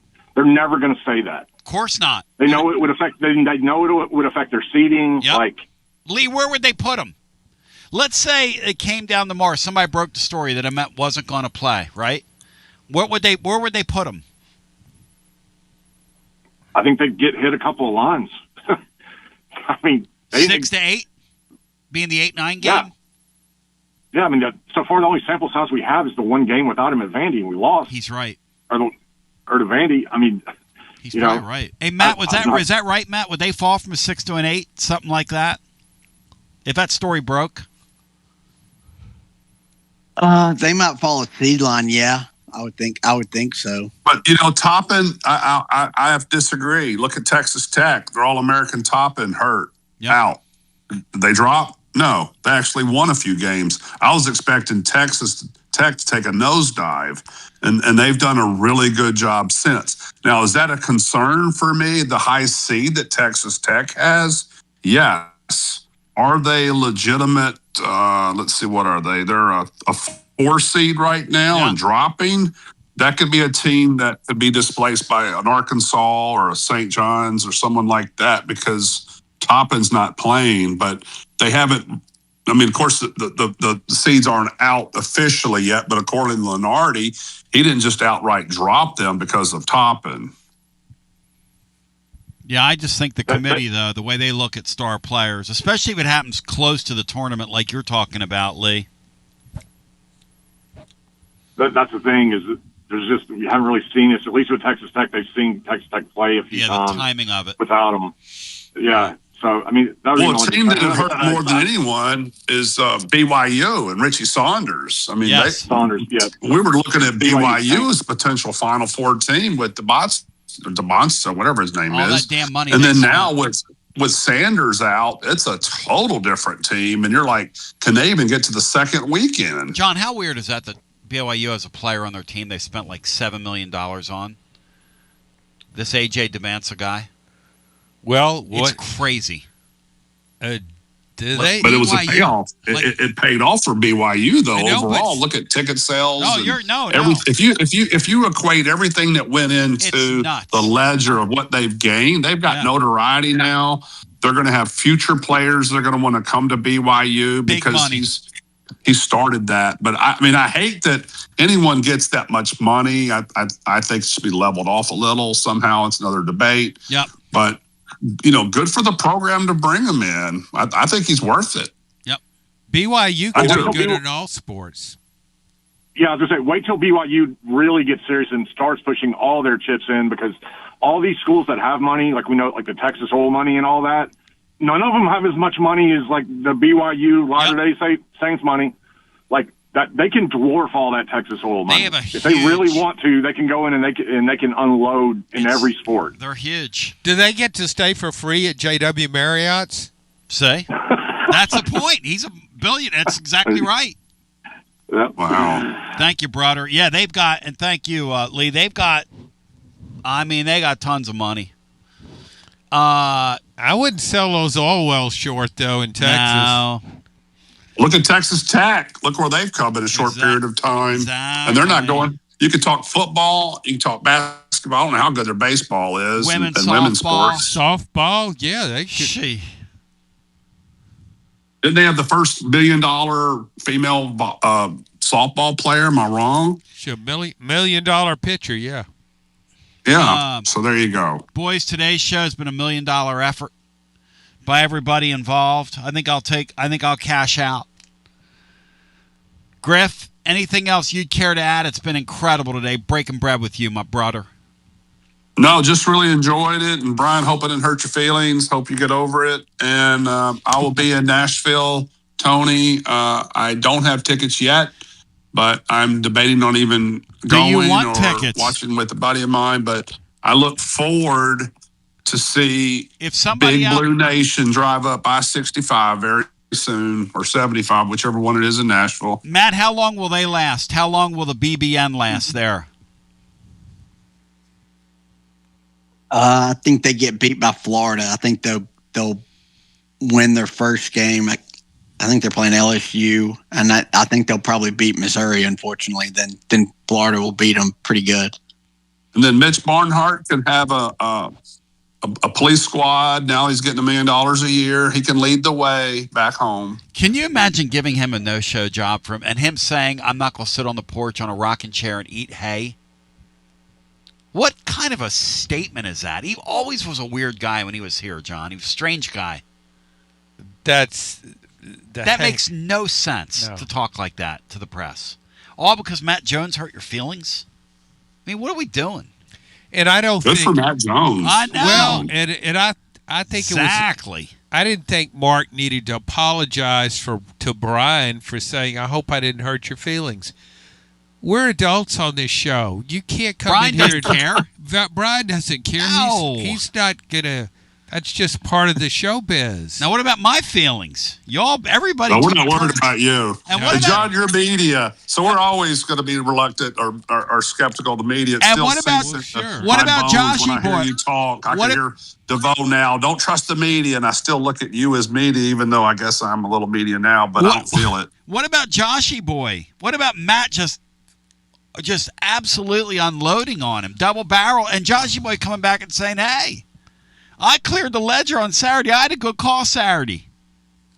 Ignore my last 2 weeks, my body of work." It was awesome. And Dixon.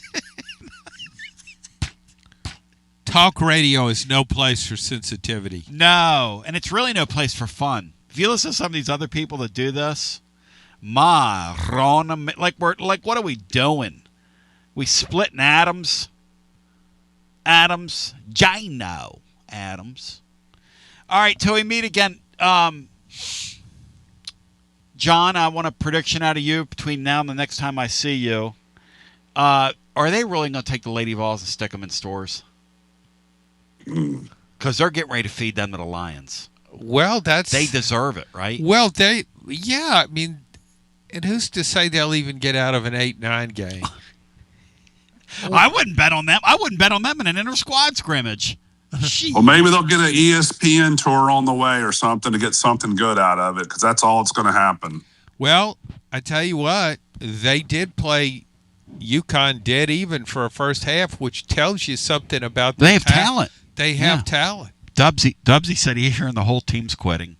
But other than that, Griff, it's gone well in Lady Vol country. 40-minute game, though, guys. It doesn't. To me, that's just a run. I don't take anything away from someone tied at half. No. I don't at all. Griff, love you. Thanks. Hey, thank you guys. Have a great day. Brian Hartman, you're the man. Matt Diskin, you're the man. Today, Tennessee and Tennessee Tech play. How many runs have Vol scored tonight, John, in your humble opinion, against Tennessee Tech? 7. Hope the Vols can get the dub. Hope they can get the dub. Till we meet again, I love you. I appreciate you. I want to say thank you to the great Jennifer Morris for presenting John Adams. We love her. We thank you. We appreciate you. I appreciate everybody that hit the like button over on YouTube. You help us grow and continue to grow like my nose and my belly. We love you. We appreciate you. Peace. And here's today's show running right back at you because, look, wouldn't you want to relive today's effort? I would. If I was given the opportunity to go back and relive today's show, you mean put the sands right back in that hourglass? Yes, I would. Yes, in fact, I'm going to do it right now. I'm going to sit here and listen to the show.